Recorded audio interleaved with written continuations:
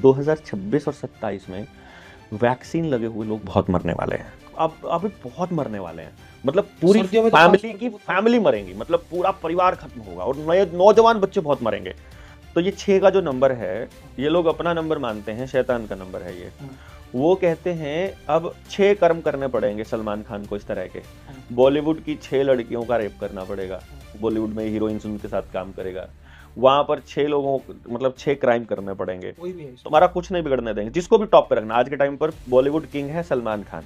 आपको कहीं जाने की जरूरत नहीं है, राशन आपके घर पे पहुंच ही जाएगा। बस आपका एक ही काम करना है, आपको केवल व्यवस्था के खिलाफ नहीं बोलना है, अपने नेता के, अपने राजा के, अपने अधिकारियों के, जो लोग आप पर राज कर रहे हैं, बस उनके खिलाफ नहीं बोलना है। उसके बदले में आपको घर बैठे राशन मिल जाएगा और बाकी सब कुछ, इंटरनेट आपको फ्री मिल जाएगा। और अंबानी और अडानी की प्रॉपर्टीज में जो इन्वेस्टमेंट है वो ब्लैक रॉक की है, और जो कि ब्लैक रॉक जिसको फॉरेन इन्वेस्टमेंट करके बोलते हैं, FI बोलते हैं जिसको, वो सारी की सारी इन्वेस्टमेंट रॉकफेलर और रॉथस्चाइल्ड की है। इसका मतलब जो वर्ल्ड इकोनॉमिक फोरम है वो हमारा मीडिया ऑन करती है इनडायरेक्टली। ऐसा था 2022 में कि कोई अगर हैशटैग देवेंद्र बल्हारा लगा देता है तो भी चैनल उड़ जाता था, बिना स्ट्राइक के चैनल डायरेक्ट। पेश किया गया कि देश की जनता जो है वो गधा है और गधे को चलाने के लिए एक इंसान चाहिए। तो पब्लिक को ये एहसास दिलाया गया कि तुमको राज करने के लिए कोई राजा चाहिए, ये नहीं तो तुम कौन सा राजा मान। जब कोई कुछ कर रहा है तो लग रहा है मोदी ने किया है, लेकिन जब कुछ गड़बड़ हो जाए तो बोलते हैं कि अकेला मोगली क्या क्या करेगा। मंत्रालय के अंदर CIA का या उनका ट्रेंड किया हुआ कोई व्यक्ति वहां परमानेंट रहता है, तो आप कोई भी निर्णय जनता के लिए नहीं कर सकते। टाइटेरिया सभ्यता को खत्म कर दिया।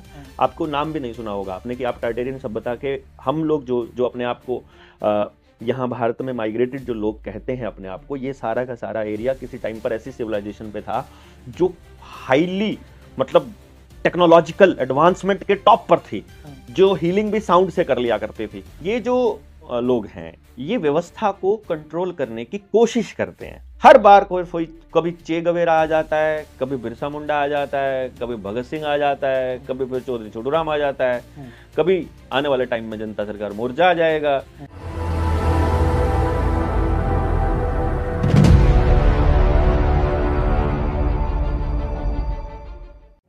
हम लोग ज्यादा दूर का देख नहीं पाते, और अगर हम देख रहे होते हैं तो हम उसको एक्सेप्ट नहीं करना चाहते, कहीं ना कहीं हम किसी इल्यूजन में जीना चाहते हैं। तो आप देख रहे हैं कि आज चारों तरफ कितना, चाहे वो राजनीतिक है, चाहे वो चाइल्ड अब्यूज की बात हो, किसानी की बात हो, दुग्ध या फिर डेयरी जो फार्म है हमारे उनकी बात हो, हर तरफ आज बहुत काफ़ी हद तक अनस्टेबिलिटी है, और हालात इतने ख़राब हैं कि अभी कोई नहीं जानता कि आगे क्या होने वाला है। संसद का काम जो है वो ठप पड़ा है, और जो चीज़ें हमें बताई गई थी पिछले एपिसोड्स में और हम बिलीव नहीं कर पा रहे थे, सेम ऐसा ही हो रहा है। तो जो यहाँ तक हमें जिन्होंने बताया, वो ये भी जानते होंगे कि आगे क्या होने वाला है, और ये भी जानते होंगे कि इन चीज़ों से कैसे बचा जा सकता है। तो सबसे पहले हम इन चीज़ों के बारे में वन बाय वन डिस्कस करते हैं और जानते हैं कि क्या रास्ता हो सकता है आम लोगों के लिए। मैं आपका बहुत बहुत स्वागत करता हूँ सर, डॉक्टर धन्यवाद देवेंद्र अमित जी। बल्हारा जी। और आपने इतनी अच्छी जानकारियाँ साझा की हैं हमेशा लोगों के साथ। इसके साथ साथ आपने निडर होकर, बिना डरे, सरकारों के खिलाफ आवाज़ उठाते रहे हैं। आपने आपकी जान की परवाह नहीं की, परिवार की परवाह नहीं की, आप सच के लिए लड़ते रहे हैं। और आज तो लाखों करोड़ों लोग आपकी आवाज़ जो है सुनते हैं, देश और विदेश तक आपकी आवाज़ पहुंचती है। और पिछली जितने भी हम आपकी वीडियोस या जो आपने जागरूक मंच के जनता सरकार मोर्चा में, जनता सरकार मोर्चा, या फिर आपका जो जागरूक जग मंच ही मैं समाज उसको मंच बोलूँगा, उसके माध्यम से आपने जो बताया है वो चीज़ें कहीं ना कहीं सत्य हो रही हैं, और बहुत जल्द ये सब हो रहा है। तो सबसे पहले जो मेन चीज़ है वो ये है कि जैसे हम देख रहे हैं संसद की कार्रवाई ठप पड़ी है, प्रधानमंत्री संसद छोड़कर जा चुके, भाग चुके हैं। आज देश जिन सुरक्षित हाथों में था वो 3 महिलाओं से डर के संसद से गायब है। इसके साथ साथ एप्स्टीन फाइल्स पे जो हुआ, जो ओपन गवर्नमेंट की ब्लैकमेलिंग चल रही है, आज ट्रंप जो है वो सबको ब्लैकमेल कर रहा है ट्रेड के लिए। ये ऊपर से जो SIR का मुद्दा है, या फिर जो फेयर वोटिंग नहीं हो रही हमारे देश में, ये इतनी सारी चीजें एक साथ इन सब चीजों का घटने का क्या मतलब है? ऐसा लगता है कि सब कुछ स्टक हो गया है। क्या ये किसी प्लान का हिस्सा है? अमित भाई, मैंने आप सब लोगों को भी बहुत पहले बताया था कि इस दुनिया में ये जो व्यवस्था इस वक्त चल रही है, जिसको खुद नरेंद्र मोदी संसद में बोल चुका है, और ना खाली अकेला नरेंद्र मोदी, अलग अलग देशों के राष्ट्राध्यक्ष अपने अपने संसद में वहां बोल चुके हैं कि जिस प्रकार से द्वितीय विश्व युद्ध के बाद पूरी दुनिया में एक नई व्यवस्था बनी थी, नया वर्ल्ड ऑर्डर आया था, वैसे ही अब जो हालात चल रहे हैं यहां पर भी नया वर्ल्ड ऑर्डर आएगा। युद्ध के हालात वो ला नहीं पा रहे सीधा सीधा, क्योंकि दुनिया में बहुत जागरूक लोग हैं। ये सोशल मीडिया को अपने लिए इस्तेमाल करना चाहते थे, बाय चांस वो इस्तेमाल पब्लिक भी कर गई, और उस रिसर्च को बहुत से लोगों ने अपने लिए भी इस्तेमाल करना चालू किया और लोगों को जागरूक भी कर दिया। बहुत से लोगों ने एआई का सहारा लेकर रिसर्च दे मारी, और वो डीप ट्रूथ ले आए, जिससे कि मालूम पड़ा कि ये तो दुनिया को पूरी तरह से अंधेरे में रख करके चल रहे हैं। और क्योंकि सारे के सारे जितने तंत्र हैं, जितने भी मतलब चाहे ब्यूरोक्रेसी है, जुडिशरी है, मीडिया है, या पार्लियामेंट है, और उसके अंडर काम करने वाले नीचे छोटे तबके, लास्ट एम्प्लॉय से लेकर के और राष्ट्रपति तक, ये पूरा एक नेक्सस के तौर पे काम करता है। ये पूरा एक जाल है, और इनका एक संगठित गिरोह है। बेसिकली एक गिरोह है, गुंडों का गिरोह है, जो हमारे लोगों को किराए पर लेता है समाज को दिग्भ्रमित करने के लिए। जैसे नेता और अभिनेता आप देखोगे, ये पूरी तरह से समाज को भ्रमित कर रखते हैं। इवन टीचर भी इन्होंने आज के टाइम पर इस तरह से रखे हुए हैं स्कूलों में, जो बच्चों को भ्रमित करने के अलावा कुछ भी नहीं कर रहे हैं। मतलब ठीक है, प्रेयर में 2-4 लाइनें वो बोल देते हैं, थोड़ी बहुत मोरल वैल्यूज की, अदरवाइज सिलेबस है, एग्जाम है, किताबें हैं, वो सारी की सारी उन बच्चों को भ्रमित करने के लिए ही इस्तेमाल की जा रही हैं। पुलिस है, वो आपकी सेवा सुरक्षा सहयोग के लिए नहीं, बल्कि उनकी सेवा, उनका सहयोग, यानी कि गुंडों का सहयोग के लिए इस्तेमाल हो रही है। कोई भी आदमी है वो खाली सरकारी नौकरी में इसलिए आना चाह रहा है क्योंकि उसके पास पावर है, पावर आ रही है और पैसा आ रहा है, पैसा फिक्स आ रहा है, चाहे वो काम करे या ना करे। बिल्कुल। तो ये सब क्या इन लोगों को पता नहीं है? जब इनके पास एक ऐसी व्यवस्था है जहां एक गली में कोई आदमी मास्क पहने बिना निकले तो इनको मालूम पड़ जाए, इस लेवल पर ये लोग सुपरविजन कर सकते हैं, तो क्या ये नहीं देख पाते कि आपके थाने में एक सिपाही जो है वो पैसे ले रहा है, चौक पर खड़े होकर पैसे लिए जा रहे हैं, मतलब ट्रक चल रहा है रास्ते में, ये पुलिस वाले गुंडे उसको गुंडों की तरह रोकते हैं आगे गाड़ी अड़ा करके, और फिर उससे वसूली करते हैं, और वो पुलिस खर्चे में बकायदा लिखता है कि ये पुलिस खर्चा है। जुडिशरी में जज के बिल्कुल नाक के नीचे बैठा हुआ उसका एक प्यादा, वो 200 रुपए, 300 रुपए, 100 रुपए, 500 रुपए में तारीख बदल के दे रहा है।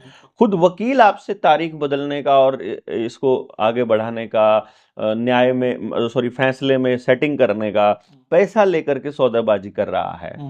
तो ऐसा लग रहा है कि लोगों को ऐसा लग रहा है कि ये जो कर रहे हैं ये वो पुलिस वाला कर रहा है, या वो अधिकारी कर रहा है, या वो एम्प्लॉय कर रहा है, वो कर्मचारी कर रहा है। एक्चुअली जब आप उनसे पूछोगे तो वो कहेंगे कि ये सब हम नहीं कर रहे हैं, ये जनता कर रही है, जनता को अपना काम निकलवाने के लिए पैसे देने हैं, यानी हम उनको करप्ट घोषित करने पे लगे हैं, वो हमको करप्ट घोषित करने पे लगे हैं, और इस करप्शन की आड़ में इनको हमारे ऊपर एक नई व्यवस्था थोपनी है। तो इसका मतलब ये हुआ कि ये जो करप्शन है ये हो नहीं रहा, एक्चुअली ये करवाया जा रहा है, एक्चुअली ये इस योजना का हिस्सा है, जिसको वो लोग नया विश्व नया वर्ल्ड ऑर्डर बोलते हैं। तो अब नया वर्ल्ड ऑर्डर कब आएगा? आपकी नई शिक्षा व्यवस्था कब आएगी? जब आपका भरोसा पुराने शिक्षकों से हटेगा तभी तो। जब आप शिक्षकों को कर्मचारी कहना चालू करोगे, नौकर कहना चालू करोगे, उनको बुजदिल कहना चालू करोगे, उनके ऊपर लड़कियों से छेड़छाड़ के आरोप लगेंगे, वो उनके ऊपर भ्रष्टाचार के आरोप लगेंगे, मिड डे मील खाने के आरोप लगेंगे, तभी तो आप उन शिक्षकों से भरोसा हटा पाओगे। उस पुलिस व्यवस्था पर आपका भरोसा तभी हटेगा जब आप वो पुलिस वाला करप्ट होगा और वो पूरा जग जाहिर होगा कि ये करप्ट है। यानी खुलेआम जब वो अपनी गुंडागर्दी दिखाने लग जाएं, खुलेआम जब वो सब करने लग जाएं, तो ही केवल आप इस व्यवस्था से अपना विश्वास हटा सकते हो, ताकि आप नई व्यवस्था खुद मांगने लग जाओ। यानी भाई पुलिस का सर्वेलेंस हमको नहीं चाहिए, अब उसमें फिर क्या क्या क्या करना है फिर आपको, हम ना आपके लिए सीसीटीवी कैमरास हर चौराहे पर इम्प्लांट कर देंगे। जो सर्विलांस। कानून का पालन करेगा, अनुपालन नहीं करेगा, उसके घर पे चालान अपने आप पहुंच जाएगा, तो टेंशन खत्म। अब उनके पास है पावर, हमें भ्रम रहेगा कि जिसकी भी गाड़ी जो है वो स्पीड से चलेगी, या जिसकी भी गाड़ी गलत लाइट को क्रॉस करेगी, या जो भी गलत पार्किंग करेगा, उसके घर चालान पहुंच रहा है। लेकिन वो तो वहां सेटिंग है ना, जिसकी पहुंचना है, जिसके नहीं पहुंचना है, आम इंसान से लूटना है पैसा, या फिर सभी से लूटना है। यानी वो सिस्टम आपकी सेफ्टी के लिए नहीं है, वो आपकी सर्विलेंस के लिए है। सर्वेलेंस के लिए है, आपको आपकी कंट्रोल के लिए बेसिकली। दिखाएंगे यहाँ पे। हाँ एग्जैक्टली तो इसी तरह से एजुकेशन का है, वो कह रहे हैं कि यार ये टीचर्स तो जो है ना निकम्मे हो गए हैं, इनको कुछ आता जाता तो है नहीं है। दिल्ली में उनको कुत्ते की नस्ल की है ना? ड्यूटी दे दी गई है। हाँ नहीं, कुत्ते की क्यों है, हमारे हरियाणा के अंदर लैटरिन, सुबह लैटरिन कौन कौन जाता है उनकी गिनती करने हाँ के लिए देते थे। हाँ ठीक है, मिड डे मील घर में जाके बांट के आओ, कोरोना के दौरान वही सब किया करते थे। बीएलओ की ड्यूटी टीचर की लगती है, इलेक्शंस में हाँ। ड्यूटी टीचर की लगती है, वोट बनाने में, वोट काटने में उसी की लगती है। तो ये टीचिंग से ज्यादा तो दूसरे नॉन टीचिंग काम ही करता है टीचर, टीचिंग के अलावा बाकी सब कुछ करता है। और बाकी जो जो व्यक्ति मतलब इस पे कोई जानबूझकर ये पूरा का पूरी व्यवस्था है, जहां जितने एम्प्लॉयज की जरूरत है वहां उससे कम रखे जा रहे हैं। देश में बेरोजगारी है बोल रहे हैं, लेकिन वो क्या कहेंगे कि एम्प्लॉयज नहीं है। आज जब आप एम्प्लॉयज को कहेंगे कि यार एम्प्लॉयज रख लो, तो वो कहेंगे हमारे पास बजट नहीं है।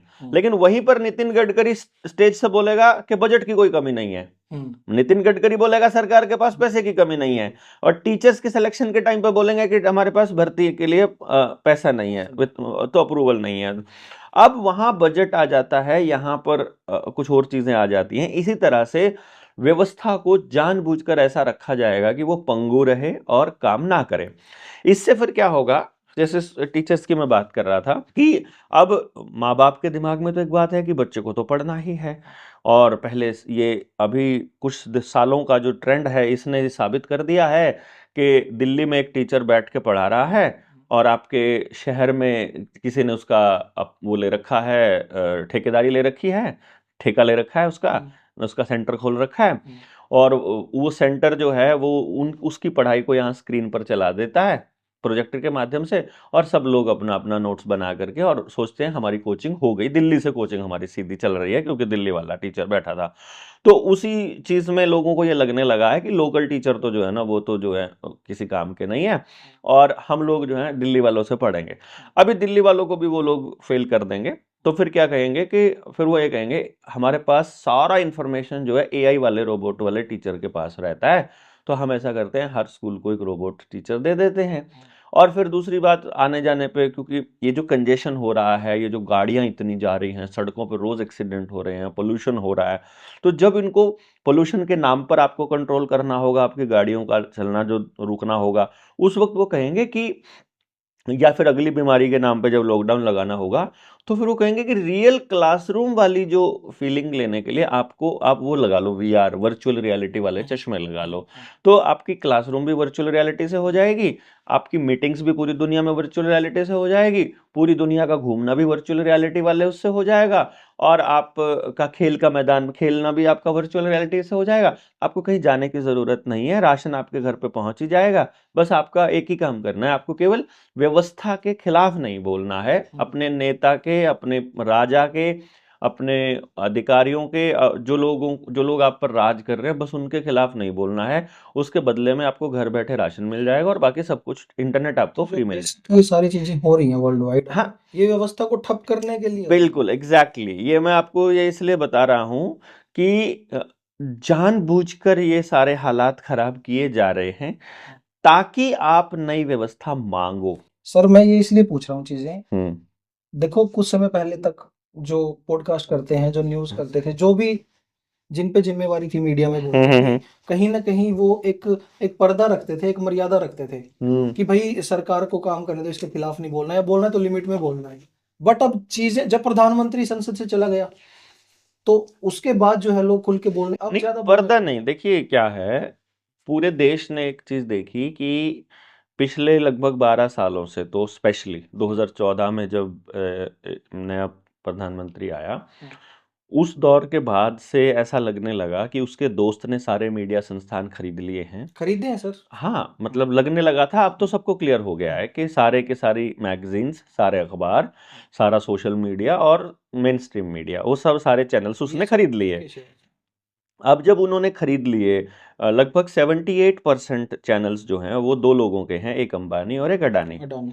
और अंबानी और अडानी की प्रॉपर्टीज में जो इन्वेस्टमेंट है वो ब्लैक रॉक की है, और जो कि ब्लैक रॉक जिसको फॉरेन इन्वेस्टमेंट करके बोलते हैं, एफआई बोलते हैं जिसको, वो सारी की सारी इन्वेस्टमेंट रॉकफेलर और रॉथस्चाइल्ड की है। इसका मतलब जो वर्ल्ड इकोनॉमिक फोरम है वो हमारा मीडिया ऑन करती है इनडायरेक्टली, और उनके हाथ में क्योंकि शेयर मार्केट है तो इनको जब चाहे बर्बाद कर सकते हैं रात रात में। तो ये अपनी मर्जी से कुछ भी नहीं कर सकते, ठीक है।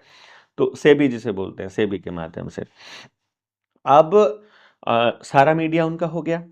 तो मीडिया ने बिल्कुल स्पष्ट ये बताया पूरे देश को कि हम इसके खिलाफ नहीं बोलेंगे, ताकि पूरे देश में ये संदेश जाए कि आपको भी नहीं बोलना है। और जो हम जैसे लोग बोलने लगे उनके सोशल मीडिया हैंडल्स को ब्लॉक कर देना, उनके ऊपर स्ट्राइक्स लगा देना, उनको परमानेंटली डिसेबल कर देना, ये उन्होंने कंटिन्यू करना रखा।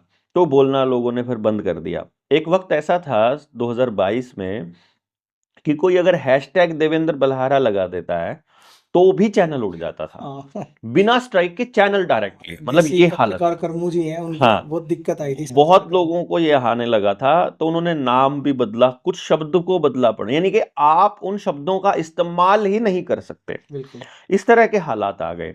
तो लोगों ने इन मुद्दों पर बोलना बंद कर दिया। फिर जो सत्ता में बैठे या उद्योगों में बैठे या इंडस्ट्रियलिस्ट लोगों ने ऐसे लोगों को पैसा दिया या फिर वो लोग बोले, तो उनके ऊपर ईडी की और इनकम टैक्स की रेड हो गई, जिसकी वजह से बोलना बंद कर दिया।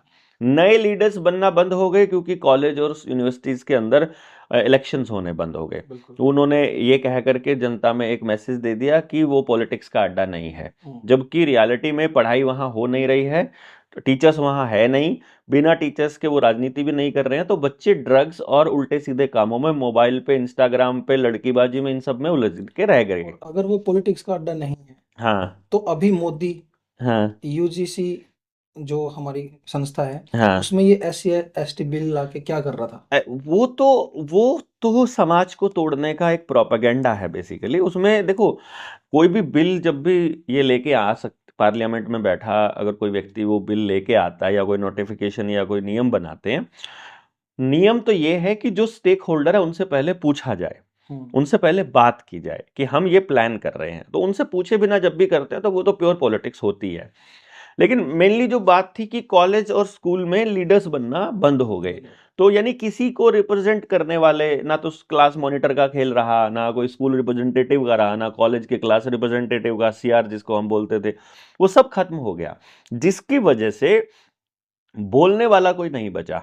तो अब पुराने वाली जो संस्थाएं थी, पुराने वाली पॉलिटिकल पार्टियां थी, उनको रिजेक्ट करके, बुरी तरह से रिजेक्ट करके मीडिया के माध्यम से तो इस नए नेता को लाया गया था।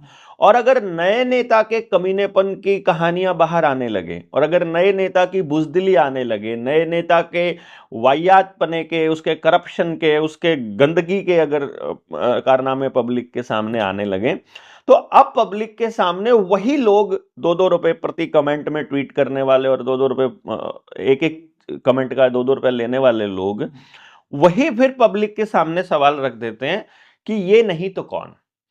मतलब इसको इस तरह से पेश किया गया कि कैंसर नहीं तो कौन सी बीमारी चाहिए आप, मतलब ठीक है ना, जैसा ऐसा ऐसा पेश किया गया कि देश की जनता जो है वो गधा है और गधे को चलाने के लिए एक इंसान चाहिए। तो पब्लिक को ये एहसास दिलाया गया कि तुमको राज करने के लिए कोई राजा चाहिए, ये नहीं तो तुम कौन सा राजा मांगते हो। एक चीज नहीं समझ में आती जब ये सवाल वो करते हैं, सो कॉल्ड अंधभक्त जो है, सो कॉल्ड गंधभक्त बोलते हैं आजकल उनको, अंधभक्त कोई नहीं बोलता। तो ये चीज समझ नहीं आती, ना ये एडवोकेट है, ना ये साइंटिस्ट है, ना ये इंजीनियर है, इसमें कोई इसकी जैसे अमेरिका को, ये तो कोई भाषण भी नहीं दे सकता बिना टेलीप्रॉम्प्टर के। तो ये तो आप ये कैसे बोल सकते हो जिसमें इतने इंटेलिजेंट नेता हुए हैं, इतने लोग, 150 करोड़ की आबादी हमारी ऑलमोस्ट है, क्या उनमें से कोई भी इसका विकल्प नहीं है?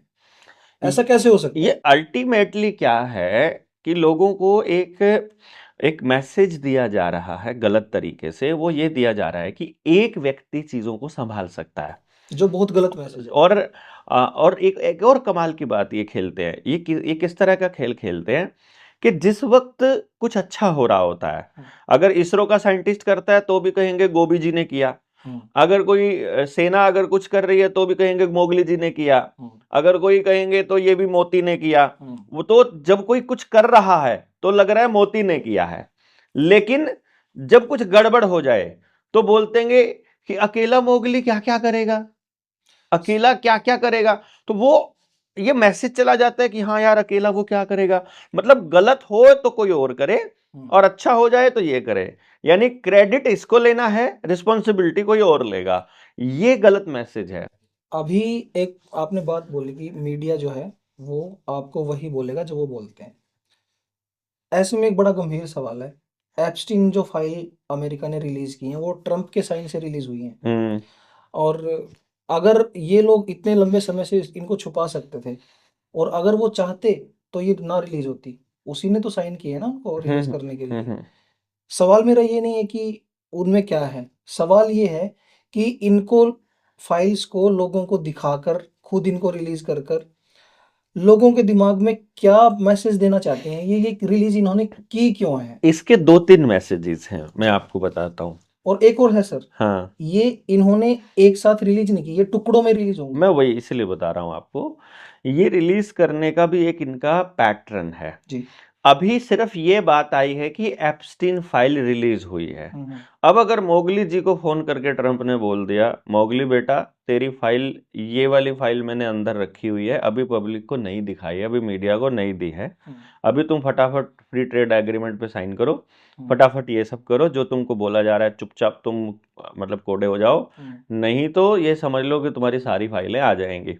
सभी को, ये सिर्फ मैंने एक का नाम लिया है, दूसरे राष्ट्रीय अध्यक्ष का भी, तीसरे का भी, चौथे का भी, पांचवें का भी, सिर्फ वो राष्ट्रीय अध्यक्ष।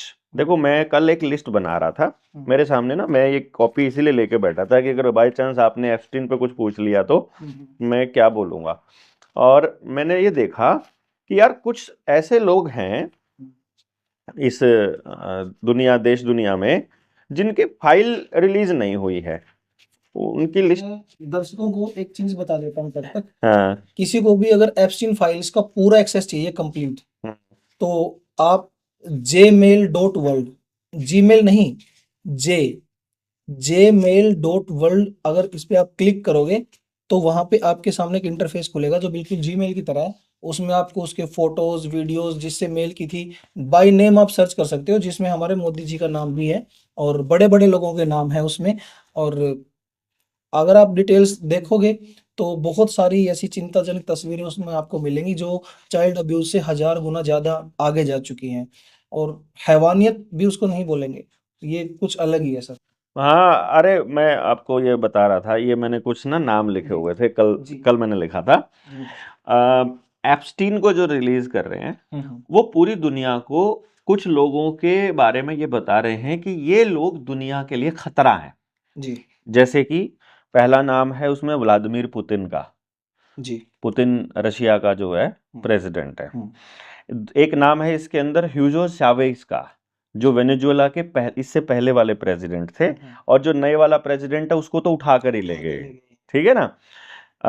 यानी वेनेजुएला एक स्टेल, दूसरा सद्दाम हुसैन को ये बोलते हैं कि ये खतरा है, और उसको तो फांसी पर ही चढ़ा दिया था। इराक प्रेसिडेंट था, 2006 में उसको मार दिया गया था, ठीक है। एक म्यांमार गद्दाफी, जिसको 2011 में उन्होंने, लीबिया का जो प्रेसिडेंट था, जो मतलब शासक था, बेसिकली सेनाध्यक्ष था। निकोलस मेडुरो 2013 से लेके अभी तक चला हुआ है वेनेजुएला का, जिसको उठा के ले गए थे ये लोग। गुस्तावो पेट्रो कोलंबिया के प्रेसिडेंट, वो बोल रहे हैं ये कोलंबिया वाला प्रेसिडेंट भी खतरा है पूरी दुनिया के लिए। किम जोंग यून नॉर्थ कोरिया का सुप्रीम जो इस टाइम लीडर है वो। जी जिनपिंग चाइना के प्रेसिडेंट को बोल रहे हैं कि चाइना पूरी दुनिया के लिए खतरा है। अली खामनेई, ये ईरान का जो सुप्रीम लीडर है ये। इन लोगों के बारे में ये ट्रंप कह रहा है कि ये पूरी दुनिया के लिए खतरा है। आपको कमाल की बात बताता हूं, इनमें से किसी का भी नाम एप्स्टीन फाइल में नहीं है, किसी का भी नाम नहीं है। इसका मतलब ये इनके इस प्रोपेगेंडा में नहीं फंसे, ये ऐसे नहीं थे, ये अपने देश के प्रति वफादार लोग थे, अपने देश के लोगों के प्रति वफादार लोग थे, ये इनके नए विश्व व्यवस्था में नहीं फंस रहे थे, इसीलिए इन लोगों को वो दुनिया के लिए खतरा बता रहे हैं, उसी मीडिया के माध्यम से जो उन्हीं की है। और वो लोग बता रहे हैं जो वो लोग बता रहे हैं जो हरामी है, एक नंबर के ओपन गुंडागर्दी करते हैं, ब्लैकमेल करना, है ना, सरकार ये सब उनका काम रहता है। अब पूरी दुनिया को ये मालूम पड़ रहा है। अब इसके कितने सारे पहलू हैं, इसको समझिएगा। पहला पहलू, जो नई विश्व व्यवस्था को लाने के लिए राष्ट्राध्यक्षों के ऊपर जबरदस्ती की जानी चाहिए, वो ये कर सकते हैं। इसका मतलब है चंद्रबाबू नायडू और नीतीश कुमार एनडीए से कब बाहर होंगे ये वो तय करेंगे।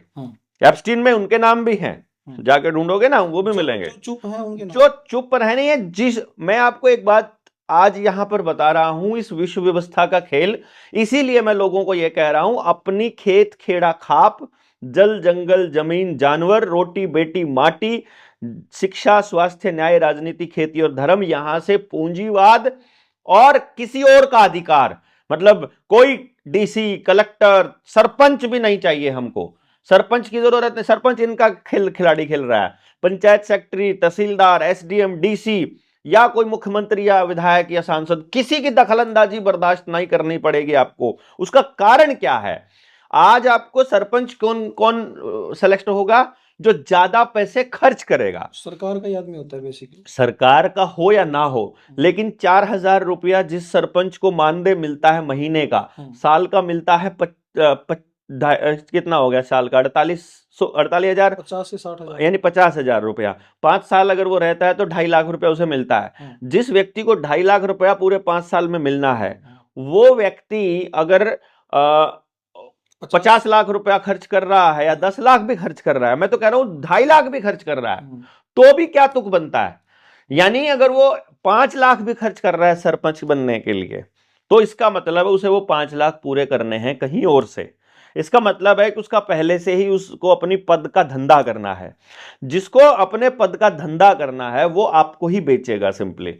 इसका मतलब यह हुआ कि आप किसी ऐसे पद के ऊपर यकीन नहीं कर सकते जहां सिलेक्शन के लिए पैसा खर्च होता हो, जहां सिलेक्शन के लिए सिफारिश लगती हो, जहां सिलेक्शन के लिए कोई बाहर का आदमी आकर के उनको सेलेक्ट करता हो। जैसे वो एमएलए किसी बाहर की पार्टी का नुमाइंदा है, हमारा चुना हुआ नहीं है, वो जिसको फंडिंग किया है, तो जहां उद्योगपति जिसको बोलेगा उसी को टिकट मिलेगी। जनता ने नहीं, फंडिंग ने किया, हाँ, उसको फंडिंग ने किया। इसका मतलब यह हुआ कि पहली बात तो वो आपका आदमी है ही नहीं है, किसी भी पद पर बैठा आदमी।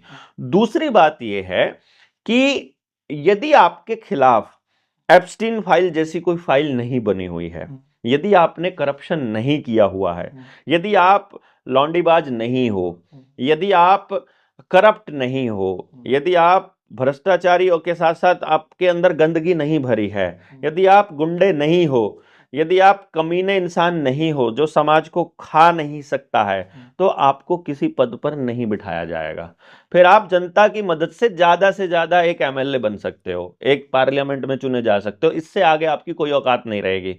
आपको यदि मिनिस्ट्री में जाना है, आपने कई बार देखा होगा एक व्यक्ति पहले यूपीए में मिनिस्टर था और जैसे ही सरकार एनडीए की आई तो वो एनडीए में भी मिनिस्टर बना। ऐसा कैसे हो सकता है यार? जो सोनिया गांधी का फेवरेट रहा हो वो मोगली का भी फेवरेट हो जाए। अभी बिट्टू है, ऐसा कभी, मतलब बहुत लोग हैं, बहुत लोग, ऐसा एक नहीं है। ये जो संभावनाएं हैं ये कैसे बनती हैं? आपको कैबिनेट में या मिनिस्ट्री में या मुख्यमंत्री या प्रधानमंत्री केवल तब बनाया जाएगा जब आप पहले से ही कॉम्प्रोमाइज हो चुके हो। और हर एक मंत्रालय के अंदर सीआईए का या उनका ट्रेंड किया हुआ कोई व्यक्ति वहां परमानेंट रहता है। तो आप कोई भी निर्णय जनता के लिए नहीं कर सकते। और पार्लियामेंट में क्या तय होना है, क्या वहां पास होना है और क्या पास नहीं होना है, यह भी पहले से तय होता है। इसका अर्थ यह हुआ कि गांवों को यह बात समझनी चाहिए कि जो आप पर राज कर रहे हैं वो एक्चुअली आपके नुमाइंदे नहीं हैं, वो किसी और के नुमाइंदे हैं और किसी और ने बिठा रखे हैं और अपनी व्यवस्था चलाने के लिए बिठा रखे हैं। तो एप्स्टीन फाइल जिनकी नहीं बनी हुई है वो लोग बैठ ही नहीं सकते हैं, तो तय वो करेंगे। तो आज के टाइम पर इस व्यवस्था को चलाने के लिए जितना प्रेशर बनाना है, वर्ल्ड वॉर नहीं कर सकते ये लोग, क्योंकि दुनिया के लोगों को पता लग गया कि अभी महामारी इनको लेकर आनी है 2026-27 में दोबारा से। अब ये महामारी लाने के अलावा दूसरा ऑप्शन बचता है दंगे, तीसरा ऑप्शन बचता है युद्ध। अगर उससे भी बात नहीं बनेगी तो हर एक जगह लड़ने वाले लोगों के आसपास जहां जहां लड़ाका लोग हैं, लड़ाका का आदमी कहां होगा? जहां खेती बढ़िया होगी। जहां खेती बढ़िया होगी वहां के लिए इन्होंने बांध बना रखे हैं, डैम्स। जैसे अपने यहाँ टिहरी डैम है और इधर नंगल डैम है। अगर पंजाब और हरियाणा इनके इशारों पर नहीं नाचा तो ये उनको सिर्फ दरवाजे खोलने हैं, नहीं खोलने हैं तो एक बम लगा करके उड़ा देना है, या पाकिस्तान के साथ नाटक करना है, चाइना के साथ नाटक करना है। अब ये टिहरी डैम तो बिल्कुल नजदीक है चाइना के बॉर्डर के, तो उनको केवल इतना सा नाटक करना है कि युद्ध हो गया, चाइना की एक मिसाइल आई। आजकल मिसाइलों के लिए वो ब्लैकआउट का नौटंकी अभी यूपी में चल रहा था। अरे भैया आज के टाइम पर तो सिर्फ उनको जीपीएस कोऑर्डिनेट भरना है, कोऑर्डिनेट भर के इस घर को उड़ाना चाहते हैं तो यहां आकर गिरेगी मिसाइल किसी और जगह पर। कितनी हंसने की बात है सर, मतलब एक इंसान को तो ये आईपी एड्रेस से ट्रेस कर सकते हैं। हाँ, पूरा गांव और पूरा शहर इनसे नहीं हो रहा है। ये बेवकूफाना जो हरकतें ये आम लोगों के लिए रहती हैं जिनको कुछ भी नहीं पता है। ऐसे में एक सवाल है सर, पहले मैं इसे पूरा करता हूं। तो ये जो लोगों को निपटाना होगा उसके लिए इन्होंने, मैंने आपको बताया महामारी, उससे बात नहीं बनेगी तो दंगे, उससे बात नहीं बनेगी तो युद्ध, और उससे बात नहीं बनेगी तो ये पानी का प्रलय, उससे भी बात नहीं बनेगी पहाड़ों में बादल फटना, बाढ़ आना, भूकंप आना, जहां पर बड़ी बड़ी बिल्डिंग है वहां भूकंप, सिस्मिक के ये सारे इंस्ट्रूमेंट लेके बना चुके हैं ऑलरेडी। इसका मतलब ये हुआ कि इनके पास सभी तरह के इंस्ट्रूमेंट्स हैं वहां की सभ्यता को खत्म करने के लिए। जैसे टार्टेरिया सभ्यता को खत्म कर दिया, आपको नाम भी नहीं सुना होगा आपने कि आप टार्टेरियन सभ्यता के, हम लोग जो अपने आप को यहाँ भारत में माइग्रेटेड जो लोग कहते हैं अपने आप को, ये सारा का सारा एरिया किसी टाइम पर ऐसी सिविलाइजेशन पे था जो हाईली मतलब टेक्नोलॉजिकल एडवांसमेंट के टॉप पर थी, जो हीलिंग भी साउंड से कर लिया करती थी, जिसको जो एनर्जी ट्रांसफर का जिनके पास सुप्रीम पावर थी, मतलब एनर्जी को वो लोग अपने हाथों से मैनिपुलेट किया करते थे, इतना अल्टीमेट तरह के लोग हुआ करते थे। उन पूरी सिविलाइजेशंस को इन लोगों ने इस तरह से, क्योंकि ऐसे आदमी क्या रहते हैं, शांत रहते हैं, वो लोग किसी के साथ ठगी चोरी करने की दिशा में काम नहीं करते हैं, तो जो हो रहा होता है वो ऐसा मस्ती में रह करके, और वो कहते हैं कि ठीक है परमात्मा देखेगा अपने आप जो भी होगा, और इस चक्कर में वो लोग मारे गए बेसिकली। लेकिन पहले से जो हम जैसे लोग बताते हैं, तो वो जो सुप्त लोग हैं वो सोचते हैं कि ये तो बलारा तो जो है मेंटल हो गया है, इसको तो कुछ समझ में नहीं आ रहा है। तो एक तो नई व्यवस्था लाने के लिए पुरानी व्यवस्था का ढहना बहुत जरूरी है, और ढहने के लिए ये लोग पूरा इंतजाम इस तरह का करते होते हैं, और उसी के लिए ये एप्स्टीन फाइल जैसा प्रोपेगेंडा अभी चल रहा है कि इसी से काम चल गया तो उनको युद्ध करने की जरूरत नहीं पड़ेगी। और युद्ध करना भी पड़ा तो क्योंकि पूरी दुनिया में हम जैसे लोगों ने पहले से बता दिया है कि युद्ध करने की तैयारी चल रही है। ये दिखा रहे हैं बेसिकली, आपका कहना है एप्स्टीन फाइल रिलीज करके ये दिखा रहे हैं कि ये मैसेज है दुनिया को कि हम देखो हम कितने दरिंदे लोग हैं। हाँ, यस, और तुम एक्सेप्ट करो इसको। मतलब लोग अगर इस पर बोलेंगे, देखो इसमें दो तीन चीजें रहती हैं। लोग अगर इस पर खुलकर बोलने लगेंगे तो उनका क्या कर लेंगे? न्यायालय उनका है, सिस्टम उनका है, पूरा खेल उनका है।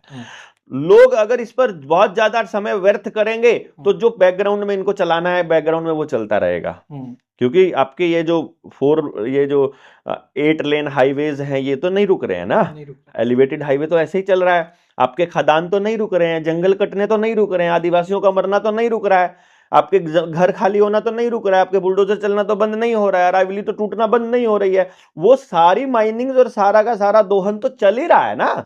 ये मैसेज है कि आप लोग हमारा कुछ नहीं उखाड़ सकते। हाँ, इस लेवल के लोग आप देख लो, ये दिमाग में बिठा लो, धीरे धीरे एक्सेप्ट कर लो इस चीज। नहीं एक्सेप्ट करोगे तो फिर ये अपना नेक्स्ट स्टेप लेंगे। फिर तुमको छोड़ेंगे नहीं। इसका मतलब सर हम ये समझे कि जो लंबे समय से दुनिया को चलाने वाले लोग हैं, दुनिया को तो लोग सोच रहे हैं कि भगवान चला रहा है, बट सच्चाई है कि इसको शैतान चला रहा है। क्या ये सच्चाई है? नहीं, देखो दुनिया को तो भगवान ही चला रहा है, उसको तो जो व्यवस्था चला रही है वो ऊर्जा तो अलग है, नेचर चला रही है, वो तो नेचर चला रही है। परंतु ये जो लोग हैं, हम्म, ये व्यवस्था को कंट्रोल करने की कोशिश करते हैं। कोशिश कर। हर बार कोई कभी चे गवेरा आ जाता है, कभी बिरसा मुंडा आ जाता है, कभी भगत सिंह आ जाता है, कभी फिर चौधरी छोटूराम आ जाता है, कभी आने वाले टाइम में जनता सरकार मोर्चा आ जाएगा। इनके रास्ते में देखो ये सब ड्युअलिटी से चलता है, जहां एक तरफ बुराई जब बढ़ रही होती है तो दूसरी तरफ कुछ अच्छे लोग भी खड़े हो रहे होते हैं। तो ये कंट्रोल करने की कोशिश करते हैं, उसको न्यूट्रलाइज करने के लिए कहीं ना कहीं फिर समाज को दिशा और एक उम्मीद देने के लिए फिर कोई दूसरा ग्रुप भी आ ही जाता है। एप्स्टीन आयरलैंड पे सर, हम हमारे समाज में तो हमने यही सुना है आज तक कि चाइल्ड अब्यूज है। तो एप्स्टीन फाइल्स कुछ हो रहा है, चाइल्ड अब्यूज उसके सामने 0% भेज दो। तो एप्स्टीन आयरलैंड पे क्या क्या होता था, और यहाँ तक भी मैंने सुना है कि मैकडोनाल्ड के बर्गर तक की कोई कहानी है।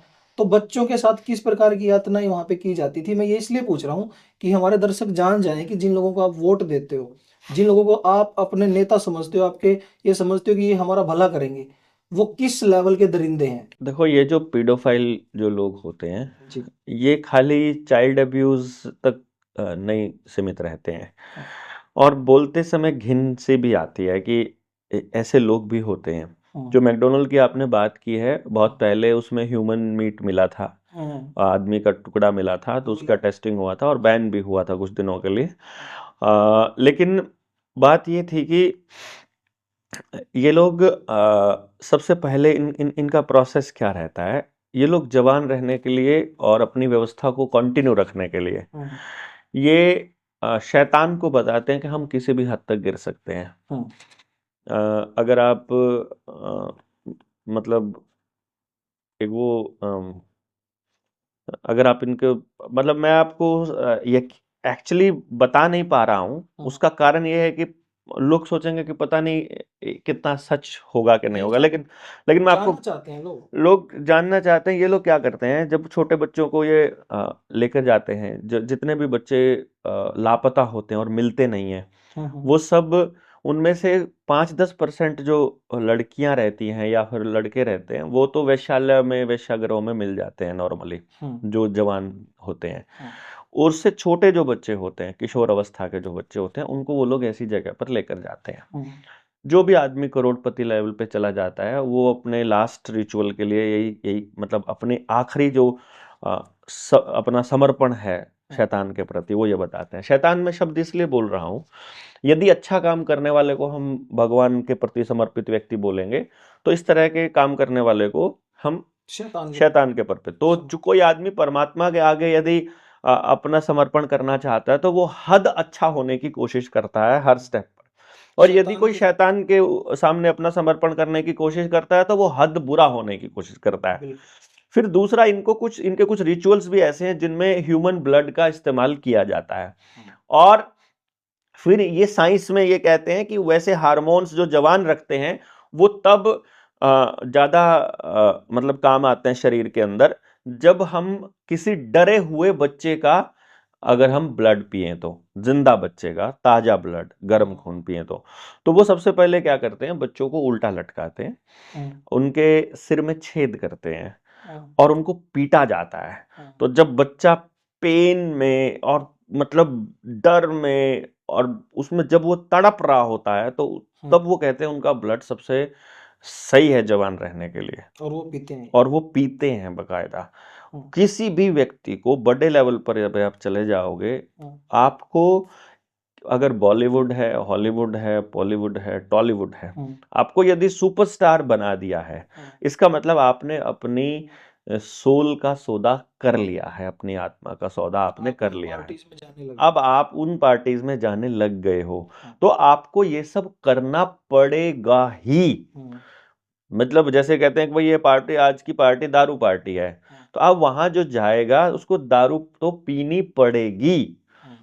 मतलब अगर वो मूत्र पार्टी रख रहे हैं, तो उनको मूत्र पीना पड़ेगा, नहीं तो अगर उस दिन जगह नहीं तो उसके लिए वहां जगह नहीं, उसके लिए जगह नहीं है तो वहां इंडस्ट्री में खत्म कर देंगे।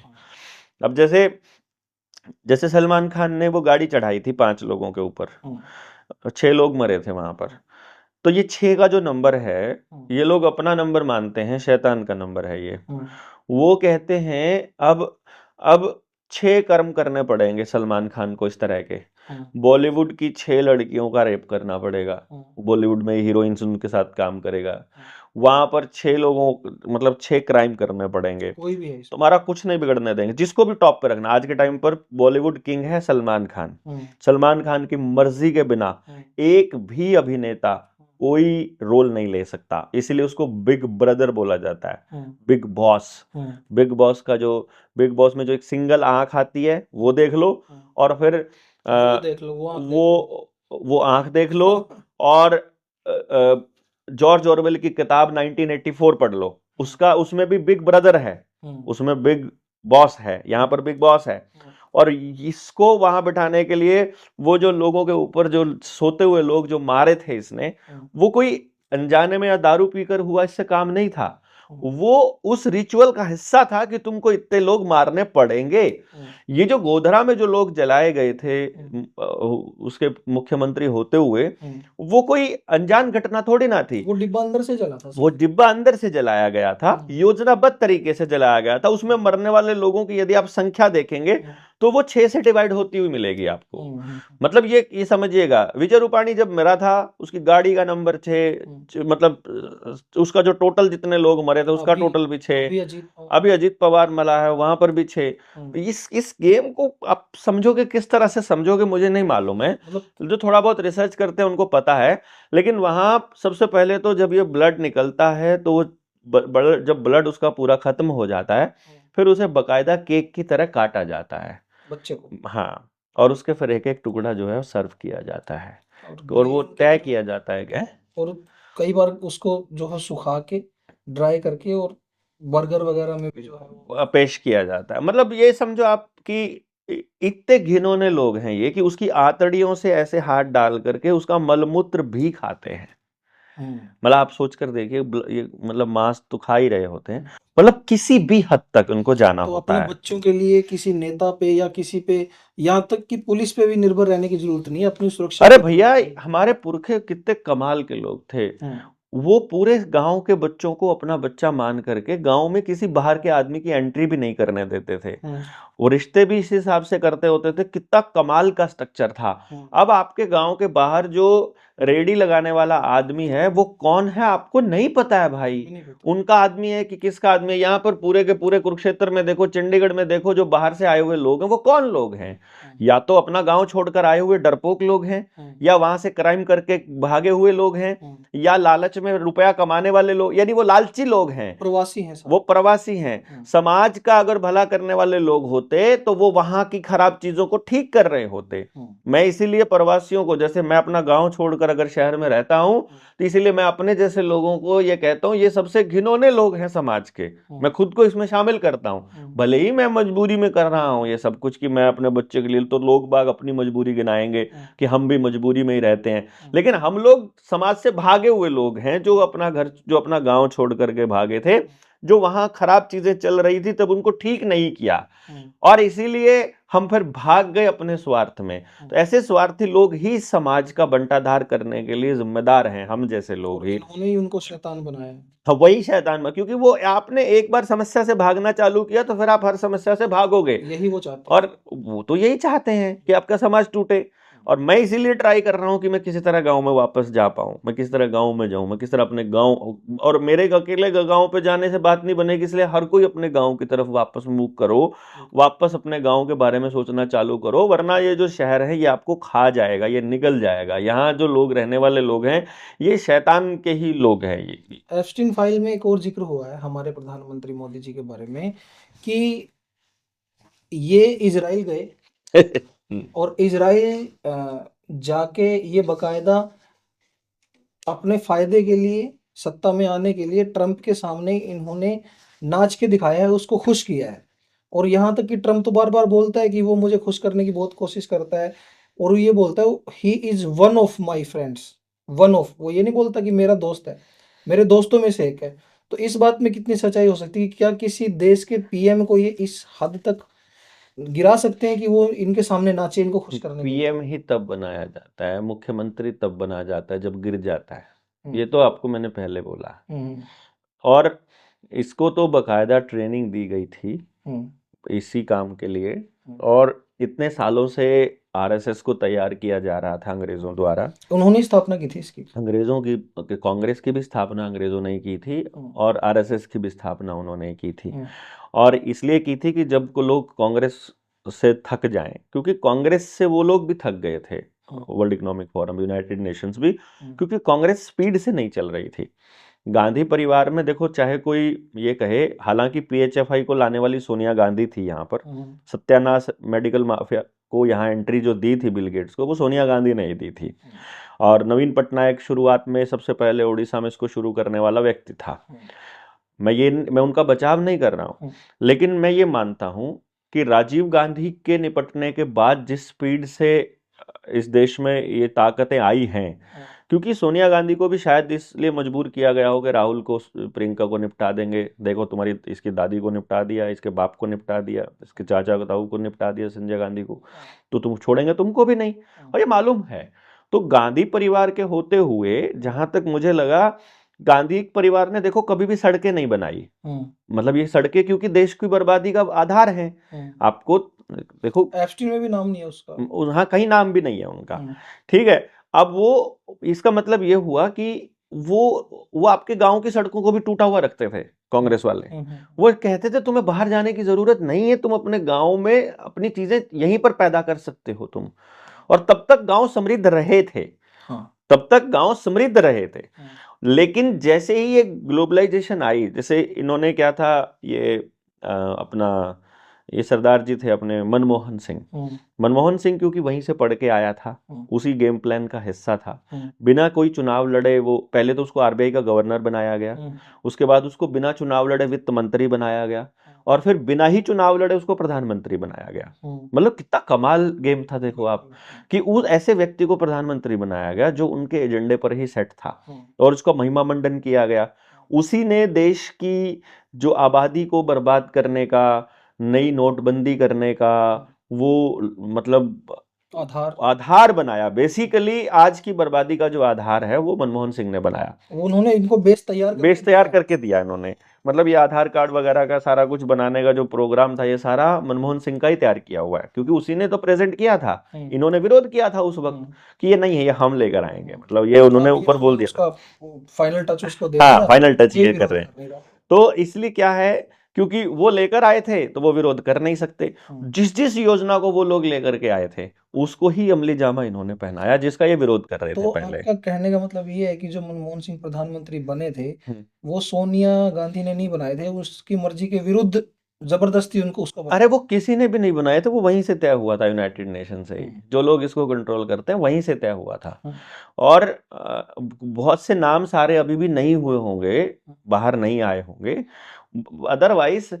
मतलब मैं खैर मनमोहन सिंह को देख के हम लोग ये नहीं कह सकते कि वो इस खेल में शामिल होंगे, लेकिन वो वहां से मैनेज जरूर थे। हरदीप पुरी है, उनका भी नाम आया है। हाँ, एडवाइजर जो मेरे ख्याल से कोई मंत्री रहे हैं शायद वो। अभी भी अरे वो बहुत से लोगों के नाम नहीं आएंगे, मैं आपको भी बता रहा हूँ, जिनकी अभी जरूरत नहीं है, इनको जिनका इस्तेमाल करने की जरूरत नहीं है, यूज एंड थ्रो कर दिया, उनके लिए बाद में अलग से तैयार करके रखेंगे वो।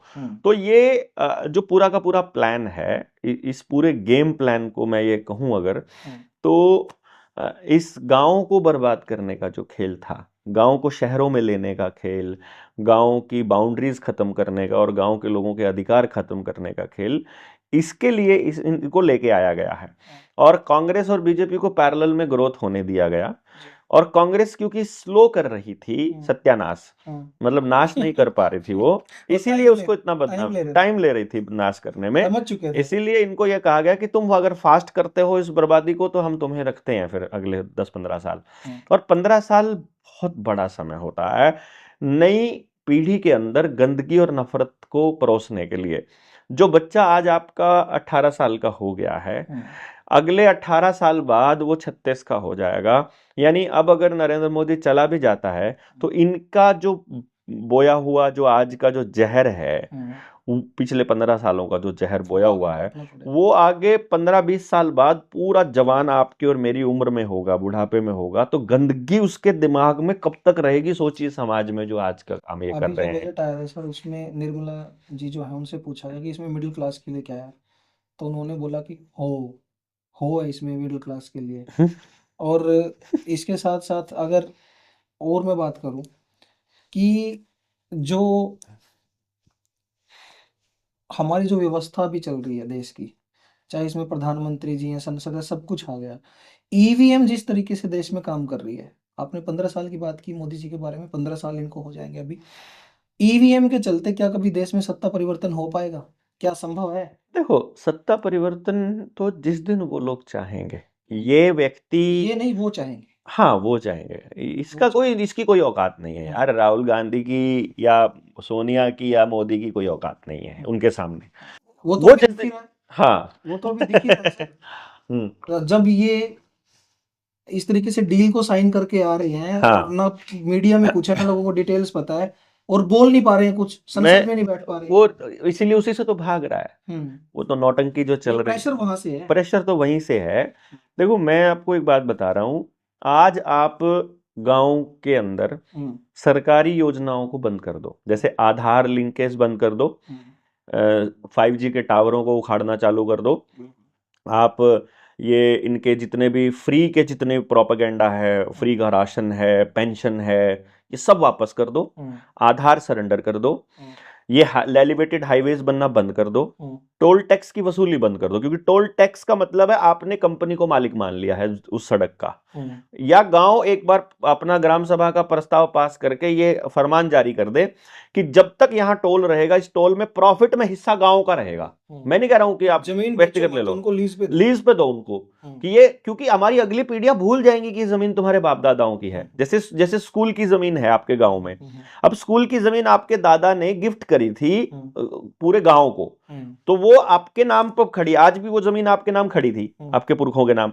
वो जमीन आपने दी गांव के स्कूल को, पहले उसको बोलते थे गांववाड़ा स्कूल, बड़ा स्कूल, बड़ा स्कूल, छोटा स्कूल, गांववाड़ा स्कूल, पर गांववाड़ा स्कूल में जा रहा।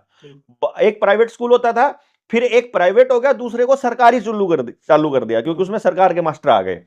अब सरकार ने वो जमीन भी अपने नाम कर ली धोखे से, जबकि वो जमीन गांव की थी। इसी तरह बणी की, जोड़ की, शामलात की और चौपाल की, वो सारी जमीन सरकार ने अपने नाम कर लिया है।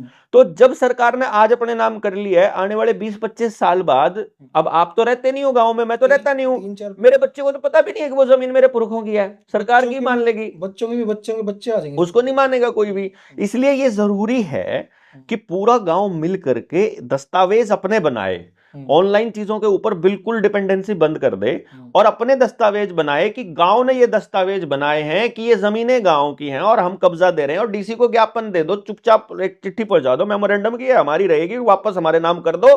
यदि तुम ये नहीं करते हो तो हम तुम्हारा जो आधिपत्य उसको खत्म करते हैं। आंगनबाड़ी वर्कर का, आशा वर्कर का कोई प्रोपेगेंडा मत चलने दो, डेट ऑफ बर्थ सर्टिफिकेट मत बनवाओ आप उनसे, अपने बच्चों को खुद पढ़ाओ ना यार, अपने लिए रोजगार हम खुद पैदा करेंगे। मैं ये कह रहा हूं उनके ऊपर डिपेंडेंसी खत्म कर दो, ये नरेंद्र मोदी सत्ता से हट जाएगा, कुछ भी 1 मिनट लगेगी। उसके बाद नया प्रोपेगेंडा लाने के लिए इनको नया हीरो बनाना पड़ेगा। नया हीरो वो हमारे जनता सरकार मोर्चा में से, जैसे मैं तो चुनाव नहीं लड़ूंगा, वो हमारे में से ही हमारा विरोधी उठा के खड़ा कर देंगे, या किसी को भी हीरो बनाने के लिए अरे एक हफ्ता उसके बारे में चलाना है, वो देवता दगने लग जाएगा लोगों को। चलेगा हाँ, ये ढांचा नफरत पे ना प्यार पे भी चलेगा, क्योंकि भरोसा तो प्यार से ही आएगा ना।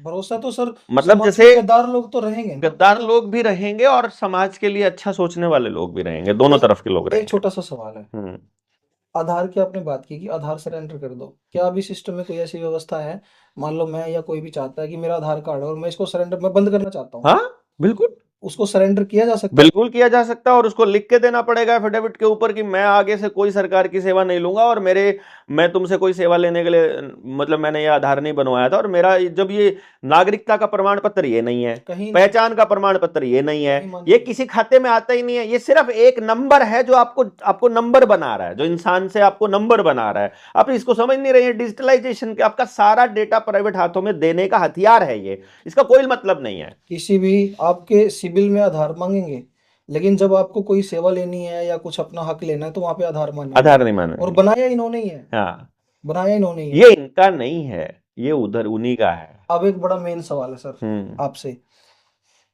अक्सर मैं देखता हूँ जब आपकी वीडियोस देखते हैं या लोगों से कभी बैठे हैं कहीं बात चल रही है, तो ये बड़ा मेरा मेजर सवाल है सर आपसे तो वहां पे ये सुनने को मिलता है कि जो बलहारा जी हैं वो, हमें लगता है कि कहीं ना कहीं मार्क्सवाद से प्रभावित है, कि कार्ल मार्क्स को बहुत ज्यादा वो मानते हैं, या फिर जनता सरकार मोर्चा का जो मंच है वो मार्क्सवादी जो विचारधारा है उस पे चल रहा है, और जो लोग ये कह रहे हैं वो almost same as it is, लगभग मार्क्स भी कहता था।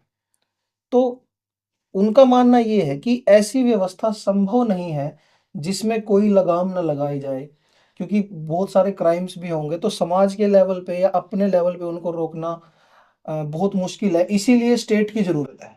देखो, मैं आपको बताता हूँ, स्टेट की जरूरत है, मतलब ये आपने सवाल पूछा। पहला मैं कार्ल मार्क्स की बात बता देता हूँ। मैं कार्ल मार्क्स से बिल्कुल भी प्रभावित नहीं हूँ और मैं कोई मार्क्सवादी इंसान नहीं हूँ जी। मुझे कुछ लोग कम्युनिस्ट बोलते हैं जो राइट विंग वाले हैं, और लेफ्ट विंग वाले मुझे राइट विंग वाला ये बोलते हैं। हमेशा ही रहेगा ये सर। मतलब हमको उधर वाले जब, क्योंकि मैं तो देखो, मैंने तो बहुत स्पष्ट किया हुआ है, मैं आज फिर से कर देता हूँ कि मैं कम्युनिस्टों को अपने मंच पर नहीं आने देता। और मैं बिल्कुल स्पष्ट बोलता हूँ, ये जब हम सभी खाप पंचायतों को और किसान संगठनों को इकट्ठा करेंगे, उनमें से ये लाल झंडे वाले हमारे यहाँ नहीं आने चाहिए। मैं तो इनको पहले ही बोलता हूँ। अब मैं ऑनलाइन बोल दिया, अब तो लाल झंडे वाले हमको देखते ही चिढ़ जाते हैं, चिढ़ते भी हैं, पहले से चिढ़ते हैं, क्योंकि जितना नुकसान इन्होंने किया है समाज का, जो ये ट्रेड यूनियन बना के और सरकारी संगठनों में जो यूनियन बना के जो कम्युनिस्टों ने जो नुकसान किया है, जो अपने आप को कामरेड बोला करते थे, उतना नुकसान किसी ने नहीं किया। उसका कारण क्या है कि इनकी ये हमेशा आदमी को भिखारी बनने की सलाह देते रहे। मैं जब टीचर यूनियन में था तो मैं भी कम्युनिस्टों की यूनियन में था, क्योंकि वहां दूसरी यूनियन कोई एस्टेब्लिश होने नहीं देते थे। और चौटाला की भी यूनियन थी उसमें, हुड्डा की भी यूनियन थी उसमें, मायावती की भी थी, तो कम्युनिस्टों की भी थी। लेकिन सबसे बढ़िया जो बोलना आता था वो कम्युनिस्टों को आता था वहां। तो मैं भी उनसे प्रभावित होकर पहुंच गया। मैंने जब जाकर के बोला कि यार तुम मांगते क्यों हो, तुम मतलब तुम कह रहे हो हमारी ये मांगे हैं, मांगे तो यार भिखारियों की होती हैं, मांगना तो भिखारी का काम है, तुम तो जनता हो, तुम तो मालिक हो, तुम तो अल्टीमेटम दोगे, तुम तो उनको ज्ञापन दोगे या उनको मतलब बताओगे, आदेश दोगे। आदेश मानना उनकी मजबूरी है, या वो बताएं लिख करके हमारी क्या मजबूरी है, हम नहीं पारित कर पा रहे। तो मेरे से वो चिढ़ जाते थे उसी टाइम पर ही। फिर मैं दूसरी बात बोलता था, यार हम लोग अपनी तनख्वाह के लिए, डीए के लिए, अपने परमानेंट होने के लिए, पक्के होने के लिए बहुत सारी मांगे उनके सामने रखते हैं, डिमांड्स में रखते हैं, पर हम बच्चों के लिए तो कुछ भी नहीं मांग रहे जो बच्चों का फायदा करता हो। तो मेरे से फिर चिढ़ जाते थे वो लोग। तो मैंने कहा यार, अधिकारी हमारी नहीं सुन रहे, हमारी यूनियन हमारी नहीं सुनती, नई यूनियन बनाओ तो कैसे बनाओ, इतना तजुर्बा उस टाइम पर नहीं था, गांव वाले हैं वो मानते हैं लेकिन वो कहीं हमारे हाथ में कुछ नहीं है, तो फिर हम कहाँ जाएं, ये बड़ी सवाल रहता था मेरा उस टाइम पर। दूसरी बात जो थी आप कह रहे थे, और फिर मैं बड़ा जब आया किसान आंदोलन में, जितना अंदर कचरा ये लोग करते थे इतना कोई भी नहीं करता था।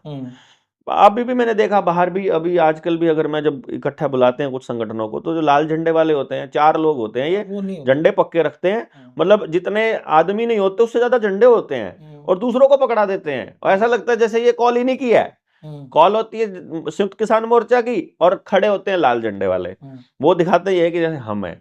बाकी लोगों के पास इतनी इंफॉर्मेशन नहीं होती, तो बोलने के लिए फिर इन्हीं को बुलाना पड़ता है, क्योंकि इनका तजुर्बा है और ये यकीन दिलाते हैं।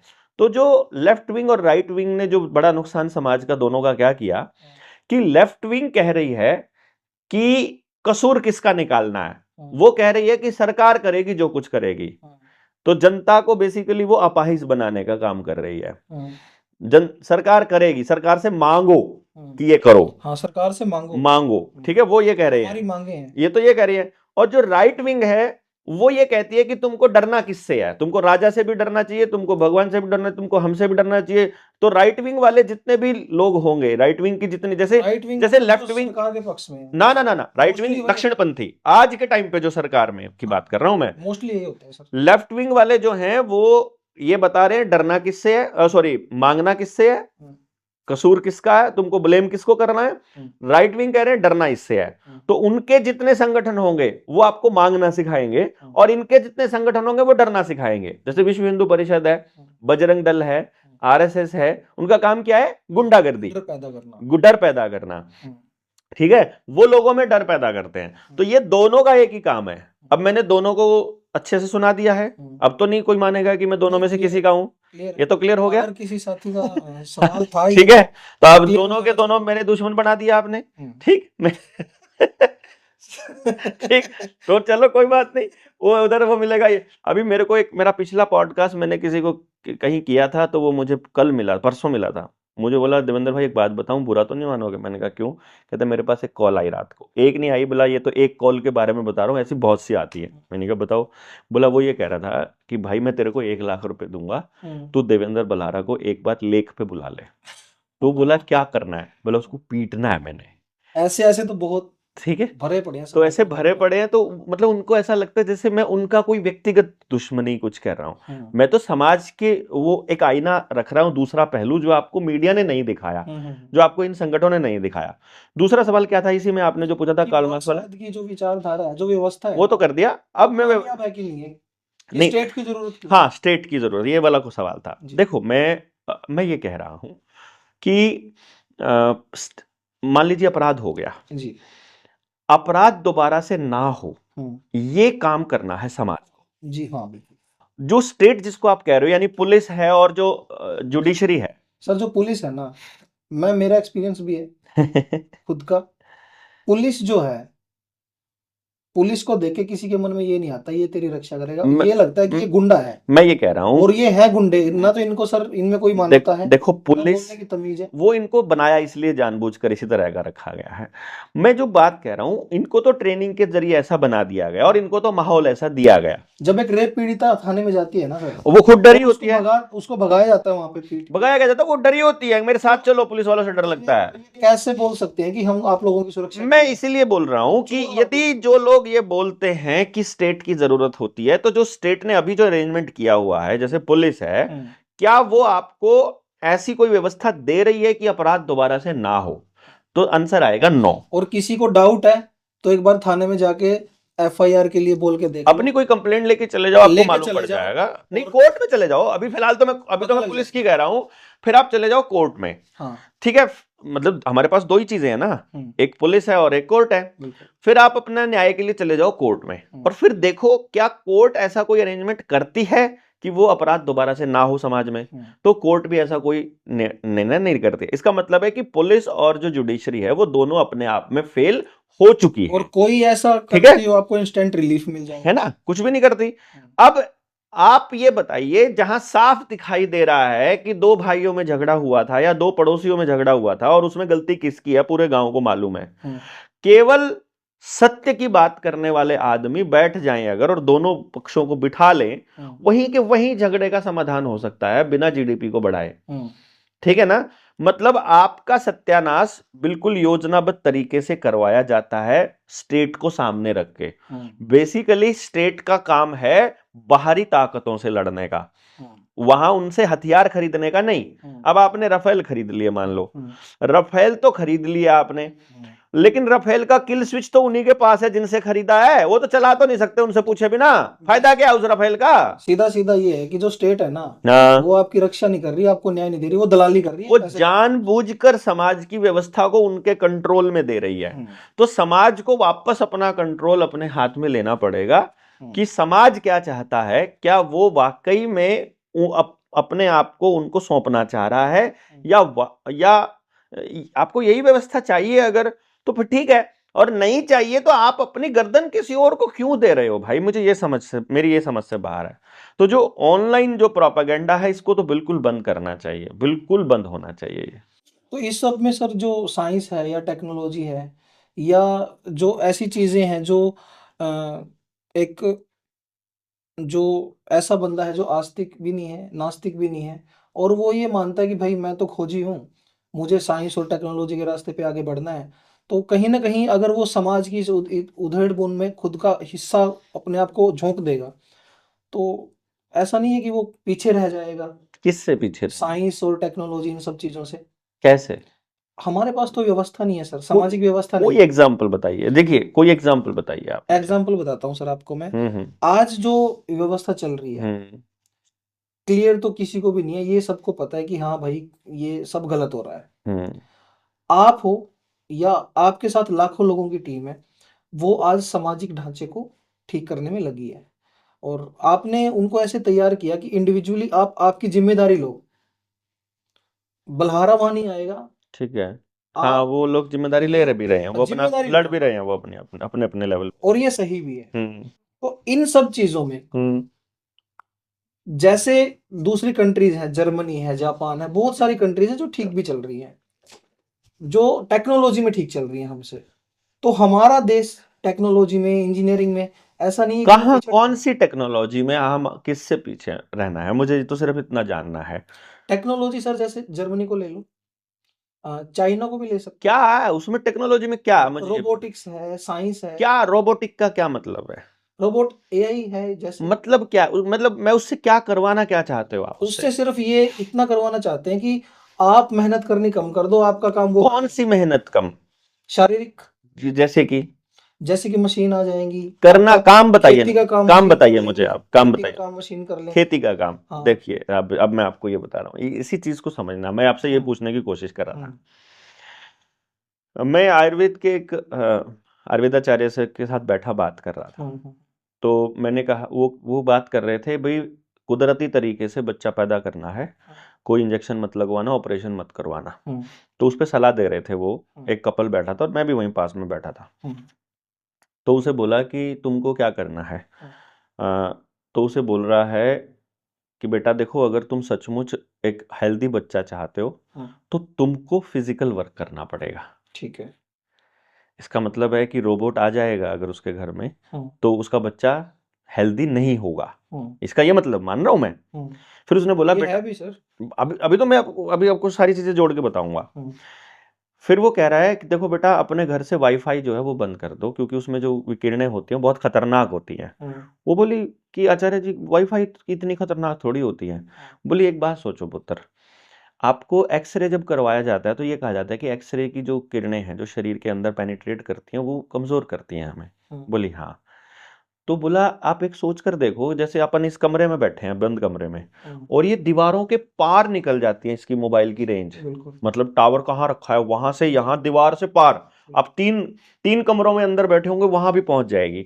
तो जो दो तीन दीवारों को पार करके निकल सकती हैं किरणें, वो आपकी बॉडी को भी करती होंगी, उसके लिए कुछ भी नहीं है ना? तो जो नवजात शिशु है और जो दिमाग के जो कोमल टिश्यू हैं, उसका भी नुकसान होता होगा उनका। वो बोलने लगी कि हाँ जी। तो बोला कि ये बंद करना पड़ेगा आपको। बोला फिर जो, लेकिन जो आसपास वाईफाई के टावर हैं वो, जो और जो पड़ोसियों के वाईफाई हैं वो, जो 5G का रेडिएशन है वो दूसरा टावरों का। बोला बेटा समझ आएगा धीरे धीरे समाज को, लेकिन फिलहाल तुम अपने घर का जो बिल्कुल नजदीक है उसको तो बंद करो। तो मोबाइल को जितना हो सके दूर रखो, 6-7 फुट की दूरी पर, और बंद करके रखो जरूरत नहीं है तो, और ये सब करके रखो। चलो जी। फिर बोली जी मैं कैसे कैसे काम करूं? बोला देखो बेटा, अगर तुम्हें अपने बच्चे को हेल्दी रखना है तो नीचे बैठ के खाना बनाओ, पोछा लगाओ, और नीचे बैठ के थाप्पी के साथ बर्तन वो धो, कपड़े धो। मतलब मशीन में मत धोना, हाथ से धोना। बैठ करके काम करो जितना हो जाए, जितना हो सके। तो अब वो बोलती है कि अगर मैं ये करूंगी तो मैंने वॉशिंग मशीन क्यों लेके आई? मेरे घर में तो वो साफ करने वाला रोबोट है छोटा सा, वो सफाई करता, पोछा लगाने वाला, पोछा भी वो लगाता है। तो बोली कि खाने बनाने की भी मैंने तो मशीन ले रखी है, आटा गूंदने की भी। बोली ना बेटा, हाथ से करो। फिर उसने बोला कि यार मेरी तो सास जो है वो अपने हाथ से करती थी, तो उसके हाथ आज भी नहीं दुखते, मेरे तो यहाँ से दुखने लग जाते हैं जल्दी जल्दी, उनको तो नहीं दुखते। फिर उसने बोला कि तुम जिस पार्ट को काम पे लगाओगे ना बच्चे, वही मजबूत बनेगा। फिर बोले ठीक है जी। फिर बोले कि मेरे को तनाव रहता है, उसने बोला, उस लेडी ने बोला। तो वो आचार्य जी कहने लगे कि देखो बेटा, अगर तुम तनाव से मुक्ति चाहते हो तो नंगे पैर ऐसी जमीन में चलो जहां पर केमिकल ना पड़ा हो, मतलब ऑर्गेनिक जमीन जहाँ खेती हो रही हो। और जितना हो सके ना, पेड़ों को अपने हाथों से टच करो। बोले जी पेड़ों को हाथों से? बोला हाँ, अगर हो सके तो आप घर में गाय रखते हो? बोला जी ना, रखते नहीं है। तो एक काम करो, यदि किसी को बोल सको, किसी के खेत में जाके और अपने हाथ से, जैसे बरसीम या ज्वार, जो आज की फसल की घास है ना, उसको हाथ से पकड़ो और काटो, हाथ से पकड़ो काटो, हाथ से पकड़ो काटो। तो वो जो हाथ से आप पेड़ को पकड़ोगे ना, और जो नंगे पैर आप खेत में होगे, तो आपका जो तनाव है, जो नेगेटिविटी है, वो न्यूट्रलाइज होगा, शून्य हो 0 वोल्ट पे चला जाएगा और आपको बीमारियों से मुक्ति मिलेगी। और ये सच है सर। ये पता है। बिल्कुल अब आप बताओ, मशीनें आएंगी तो क्या आप ये 0 वोल्ट पे बॉडी को रख पाओगे? बिल्कुल। मशीनें आएंगी तो क्या आप हेल्दी बच्चा पैदा कर पाओगे? मशीनें आएंगी तो क्या आप उसको आप तरक्की कैसे मान सकते हो? हाँ, टेक्नोलॉजी आपकी नहीं है, हाँ, उसका बेनिफिट आपको नहीं मिलता, हाँ, पेटेंट आपके नाम पर नहीं है, हाँ, उसका टेक्नोलॉजिकल जो बेनिफिट है पैसों का वो उनको मिलता है कंपनी को, पेट्रोल डीजल आपका नहीं है, हाँ, आपके देश को तो उसका कुछ भी नहीं मिलता है मेरे भाई। हाँ, आप जो भी मशीन यहाँ यूज कर रहे हो उसका पेटेंट जिसके नाम पर है, जो उससे होने वाली कमाई है उसका हिस्सा उसी व्यक्ति को जाएगा ना। तो आपको तो कुछ भी नहीं मिल रहा, आपको क्या मिल रहा है? कुदरत से दूर होने का एक मंत्र मिल रहा है जिसमें आपके घर में तनाव और शरीर में बीमारियों के अलावा आपको कुछ भी नहीं कुछ चलेगा। भी नहीं मिलेगा आपको। ये जो तो ये आप सिर्फ, मैं आपको अल्टरनेट दे रहा हूं कि ये एक चीज है, इससे ये होता है कि ये होता है, मर्जी आपकी, आप क्या करना चाहते हो। हाँ, यार कह रहे हैं घर में तो रोबोट काम कर रहा है और बच्चे को मेहनत करने के लिए जिम जाना पड़ रहा है, जिम में जाके जल्दी उसको बॉडी बनानी है, उस चक्कर में वो जरूरत से ज्यादा वेट उठा लेता है तो फिर कमर पे पट्टी बांधनी पड़ती है, और फिर ज्यादा जल्दी बॉडी बिल्डिंग करनी है तो फिर वो प्रोटीन के पाउडर खाना पड़ता है, तो स्टीरॉइड खा के शरीर खराब हो रहा है, तो अल्टीमेटली नुकसान ही हो रहा है ना। जो कृत्रिम शरीर है ना सर, बॉडी तो नेचुरली ठीक रहती है, नेचुरली ठीक कृत्रिम रहते आप हैं, बनाओगे वो डैमेज वो भी खत्म ही निश्चित से होएगी। होगा फिर। तो इसलिए क्या है, मैं ये कह रहा हूं, मैं ना तो किसी चीज के खिलाफ रहता हूं, मैं तो कह रहा हूं आपको मैं जागरण कर रहा हूं। मैंने तो देखो मेरे पास भी फोन है, मेरे को कोई नहीं कहता, लेकिन इस फोन के रेडिएशन का मेरे ऊपर असर नहीं होता है, क्योंकि मैंने अपनी बॉडी को इस लेवल पर प्रोग्राम करके रखा हुआ है। ना मैं इसका इस्तेमाल करता हूं, मतलब सॉरी, मैं इसका इस्तेमाल करता हूं ना मैं इसका इस्तेमाल होता हूं। फोन को आप खुद को इस्तेमाल नहीं होने दे रहे, मैं नहीं इस्तेमाल होता, कि वहां बैठे लोग फोन के थ्रू आपको एक्सेस ना जी ना, वो मेरे को एक्सेस नहीं कर सकते। ये अभी अगर इस लेवल की बात जाती है जब वी वर्ल्ड के नाम पे, तो अभी जो हमारे जो प्रधान सेवक हैं, चौकीदार जिनको बोलते हैं, तो चौकीदार जी ने एक बहुत बड़ा रास्ता खोल दिया है, गेट खोल दिया है यूरोप के लिए। यूरोप की बहुत सारी कंट्रीज हैं, ऑलमोस्ट 25 के आसपास वो कंट्रीज हैं, और इन्होंने मदर ऑफ ऑल ट्रेड्स के नाम से एक डील बोली है कि ये जो डील है 2007 से पेंडिंग थी, और ये मदर ऑफ ऑल डील्स है, ये वो साइन करके आए हैं यूरोप में जाके। और मैं आपसे ये जानना चाहता हूँ कि इस डील से वो लोग हमें क्या बेचना चाहते हैं, हम क्या उनको दे पाएंगे। टैरिफ ऑलमोस्ट शून्य है, तो यहाँ का जो कृषि और दूध का जो सेक्टर है, जो किसान है हमारे, उनके ऊपर इसका क्या प्रभाव रहेगा? देखो कितना क्लासिकल काम किया है जिन्होंने इस ट्रेड को साइन करवाया है। उन लोगों की कंपनियां बनाती हैं petrol, diesel, automobile, fertilizers, chemicals, खेत में पड़ने वाले, उनको मिलती है सब्सिडाइज्ड, मतलब हम किसान को मिलता है सब्सिडी, लेकिन उनको तो पूरी कीमत मिलती है। यानी उनका केमिकल खेत में और शरीर में, और फार्मा कंपनियां भी उनकी हैं, उनका केमिकल खेत, शरीर और डंगरों में डालने का पैसा मिलता है उनको। अब जब उनका केमिकल आप खेत में डाल देते हो और पेस्टिसाइड, यूरिया, डीएपी से जब आप अनाज पैदा करते हो और फिर आप उनको बेचने जाते हो, तो वो कहते हैं नहीं ये जहरीला अनाज है, हम नहीं खरीदेंगे। यानी उनको उधर भी बेनिफिट हो गया, इधर भी बेनिफिट हो गया। और उनकी सुअर वाली गेहूं अच्छी थी उनकी अच्छी वाली है ना, उनके वाली गेहूं जो है वो यहाँ बिकेगी, वो कह रहे हैं ये वाली टॉप क्लास है। यानी कहने का मतलब ये हुआ कि भारत के किसान का उगाया हुआ गेहूं यहाँ की जो पार्लियामेंट है, या यहाँ की जो मंडियां है, या यहाँ का जो अडानी है, क्योंकि एफसीआई तो अब खत्म करने वाले हैं ये लोग, अडानी है यहाँ के, अडानी मालिक बनने जा रहा है, तो अडानी के लिए अमेरिका से, यूरोप से गेहूं खरीदना सस्ता पड़ेगा, यहाँ के किसान से खरीदना महंगा पड़ेगा। तो वो यहाँ का गेहूं क्यों खरीदेगा, ये मेरी समझ से बाहर की बात है। या मसाले या अनाज या दूसरी चीजें वो आपसे, आपके किसान से क्यों खरीदेगा, तो बोल रहे हैं सर ये भी हो सस्ता सकता देंगे है ना। हाँ सस्ता तो कह रहा हूं, ऊपर से तो यहाँ के किसान को कौन देगा?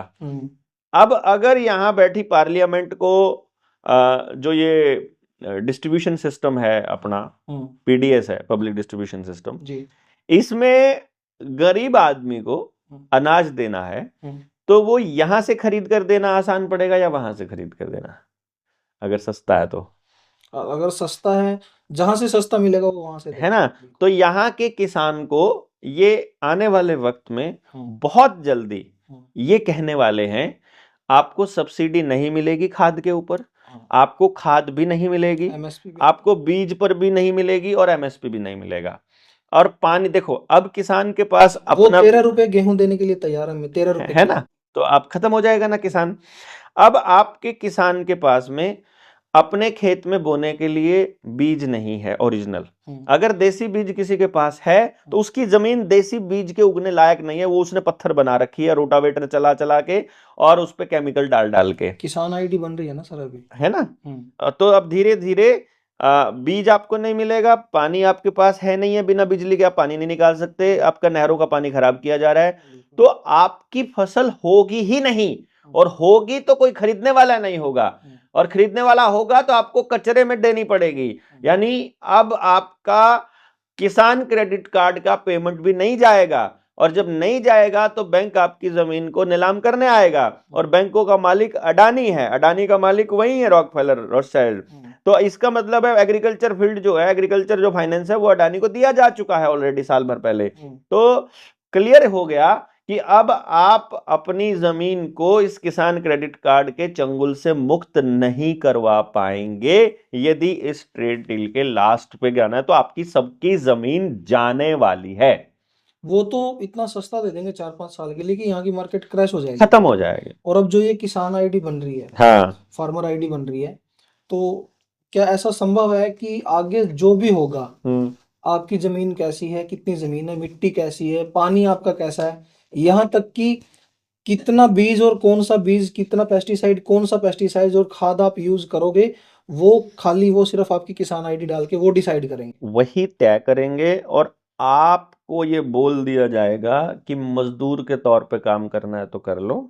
यानी कि जो खेती के तीनों कानून हैं अब वो बैक डोर से आ रहे हैं इस फ्री ट्रेड डील। ये वही 3 कानून है, ये मतलब पहले तो शुरू से चले थे, अब ये लास्ट लेवल से वापस उधर आ से रहे हैं। वापस आ रहे हैं, बिल्कुल। अब ये यहाँ से लागू नहीं हुए तो ये वहां से वहां लागू से हो। लागू हो गए।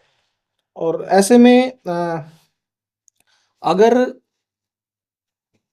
उसकी बात करें ग्लोबल हेल्थ की थोड़ा सा, तो जो वो बीमारी आई थी कोरोना वाले अब तो अब नहीं उड़ते वैक्सीन। तो वो अभी जो एफस्टीन फाइल्स हैं उनसे, उसमें मेल में पता लगा है, आप जेमेल वर्ल्ड पे जाके अगर बिल गेट्स के नाम से या कोविड के नाम से सर्च करोगे तो वो दिखाएगा आपको कि वो उसके बारे में बिल गेट्स से बात हो रही है।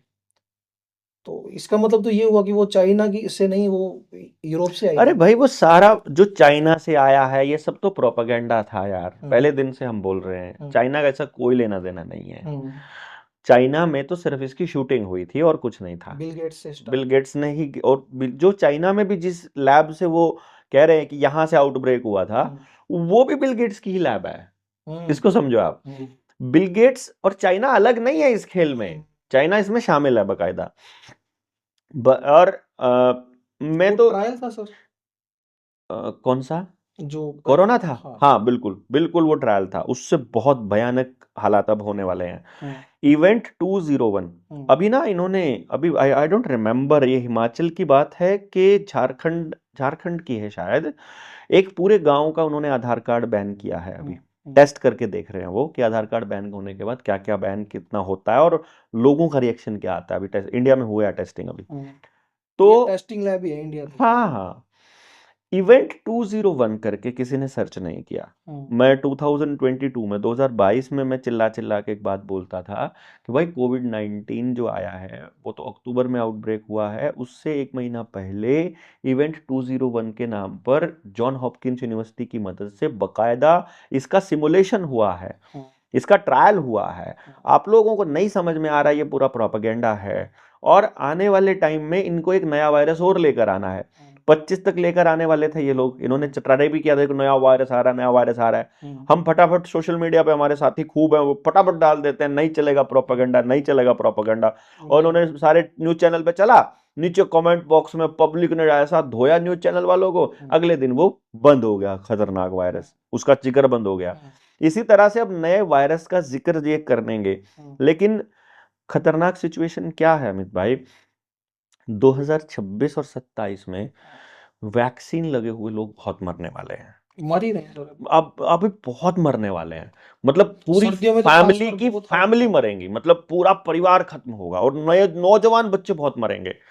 नौजवान बच्चे, नई नई शादी हुई है, शादी के ऊपर डीजे जो है ये मारेगा उनको, डीजे, क्योंकि वो जो अंदर नैनो रोबोट्स है ना, वो दो चीजों से अपने आप ही असेंबल होते हैं। वो जो क्लॉट कह रहे हो ना, क्लॉट बन के हार्ट अटैक आ रहा है, क्लॉट नहीं बन रहा, वो नैनो पार्टिकल्स इकट्ठे हो जाते हैं जब उनको हाई फ्रीक्वेंसी मिलती है या हीट मिलती है। तो जब आप फिजिकल वर्क ज्यादा करते हो, या आप ज्यादा बड़ी साउंड के सामने हो, और एक्सट्रीम हीट अगर बॉडी में आ जाए, तो वो असेंबल हो रहे हैं, वो रिएक्ट करते वो हैं, रिएक्ट कर रहे हैं, रिएक्ट नहीं कर रहे, असेंबल हो जाते हैं, तो वो क्लॉट की तरह काम करते हैं, वो तो आपके ब्लॉकेज कर ब्लॉकेज कर देते हैं। हम्म, तो वो सारा खेल अब जो अगले साल तक बहुत बढ़ने वाला है, और उसका ब्लेम ये लोग नए वायरस या नई बीमारी पर डालने वाले हैं। उसको पता नहीं, देखेंगे चमगादड़ से पास आउट करेंगे, या वो ये भी हो सकता है, क्योंकि उनको सारे जानवर मारने हैं, मतलब कुत्ते, बिल्ली, घोड़े, सुअर सब मारने हैं, क्योंकि वो कह रहे हैं जेनेटिकली मॉडिफाइड आना चाहिए नया जानवर ना, उनका वाला आना चाहिए, केमिकल के मतलब उनकी लैब से नहीं है तो वो फिर असली नहीं है। तो वो परमात्मा की बनाई हुई चीजों को अपनी बनाई हुई चीजों से रिप्लेस करके वो नए परमात्मा बनना चाह रहे हैं। इसलिए वो हर किसी को ये कह रहे हैं कि तुम्हारी जिंदगी हमने दी है।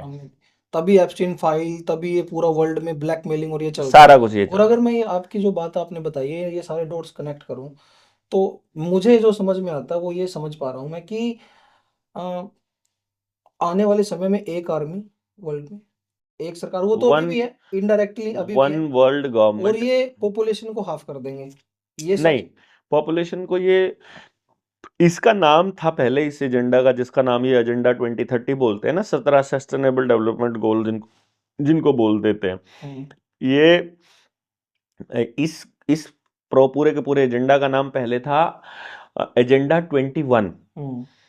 और एजेंडा 21 ये 2021 से शुरू करना था इनको। वैक्सीन भी 2021 से ही शुरू हुई है, 26 जनवरी 2021 से स्टार्ट हुई है। और एजेंडा 21 का मतलब था कि पूरी दुनिया की पॉपुलेशन हमें सिर्फ 21% रखनी है, आधी नहीं रखनी, 21% रखनी है, यानी 79% पॉपुलेशन को इनको मारना था, 80% को। वो 20% भी इसलिए रखनी थी, एक तो वो सारी की सारी वैक्सीनेटेड होनी चाहिए, 20% जो रखनी है वो सारी के सारे कोरोना के वैक्सीन लगे हुए होने चाहिए। उनको 3 महीने में नहीं लगेगी अगली वैक्सीन, तो वो मरना स्टार्ट हो जाएंगे, इम्यूनिटी खत्म हो जाएगी उनकी, नेचुरल इम्यूनिटी।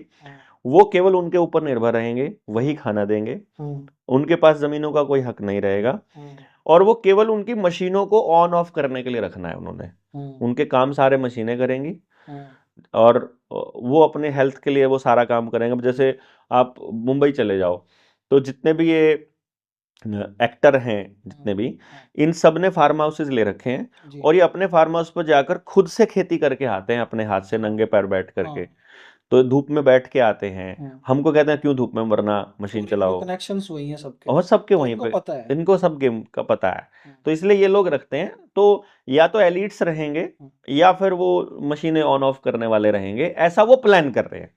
लेकिन उनको ये नहीं पता है कि कुदरत का अपना काम करने का तरीका है, और वो उस प्रोपागेंडा को नहीं कामयाब होने देंगे।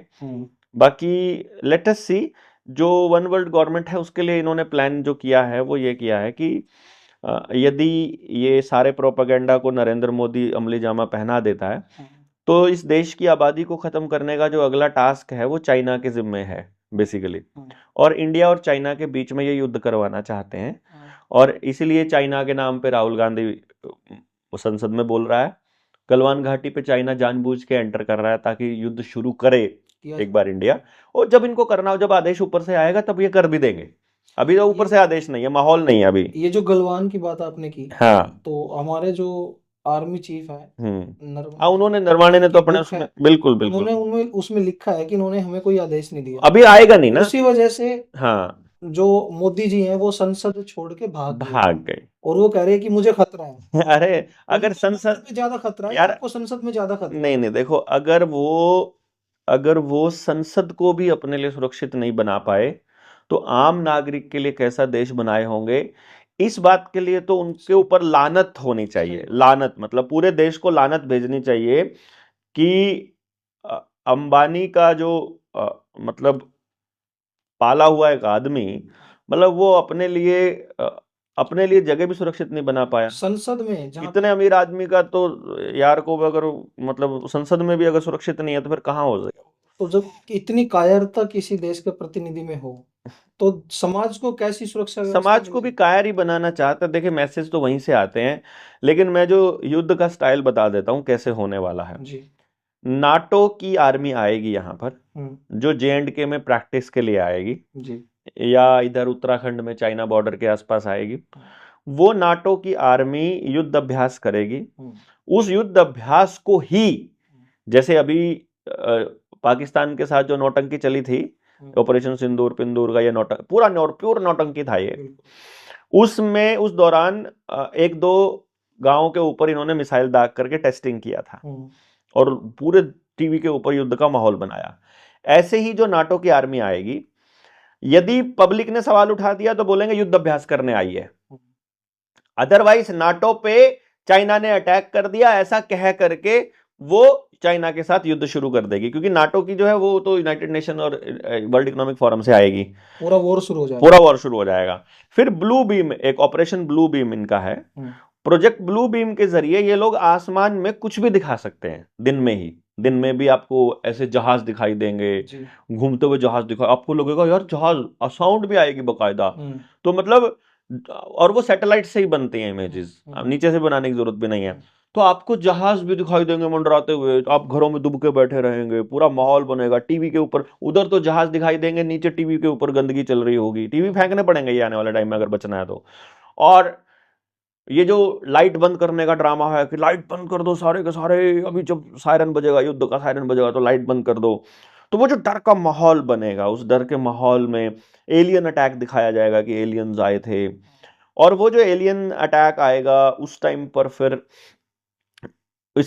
फिर वर्ल्ड इकोनॉमिक फोरम बैठेगी, ऐसे ही जैसे अभी झारखंड का मुख्यमंत्री भी और 3 4 7 8 मुख्यमंत्री गए हुए थे वर्ल्ड इकोनॉमिक फोरम की मीटिंग में। वैसे ही वो लोग कहेंगे कि देखो भाई, पूरी दुनिया को खतरा है एलियन से, तो पूरी दुनिया की एक आर्मी बननी चाहिए, पूरी दुनिया की एक सरकार बननी चाहिए, पूरी दुनिया की एक पुलिस बननी चाहिए, पूरी दुनिया का एक सर्वेलेंस सिस्टम बनना चाहिए, पूरी दुनिया का कंट्रोल वहीं से चलना चाहिए, ताकि सबको सुरक्षित रखा जा सके। और फिर सब साइन कर देंगे उस ट्रीटी के ऊपर। फिर मेडिकल सिस्टम भी एक लेकर के आ जाएंगे, फिर धर्म भी एक लाना पड़ेगा, ऐसे गड़बड़ हो जाएगी, धर्म के नाम पे झगड़े बहुत होते हैं, तो एक ही धर्म कर दो पूरी दुनिया का, तो कोई अपना धर्म नहीं अपनाएगा।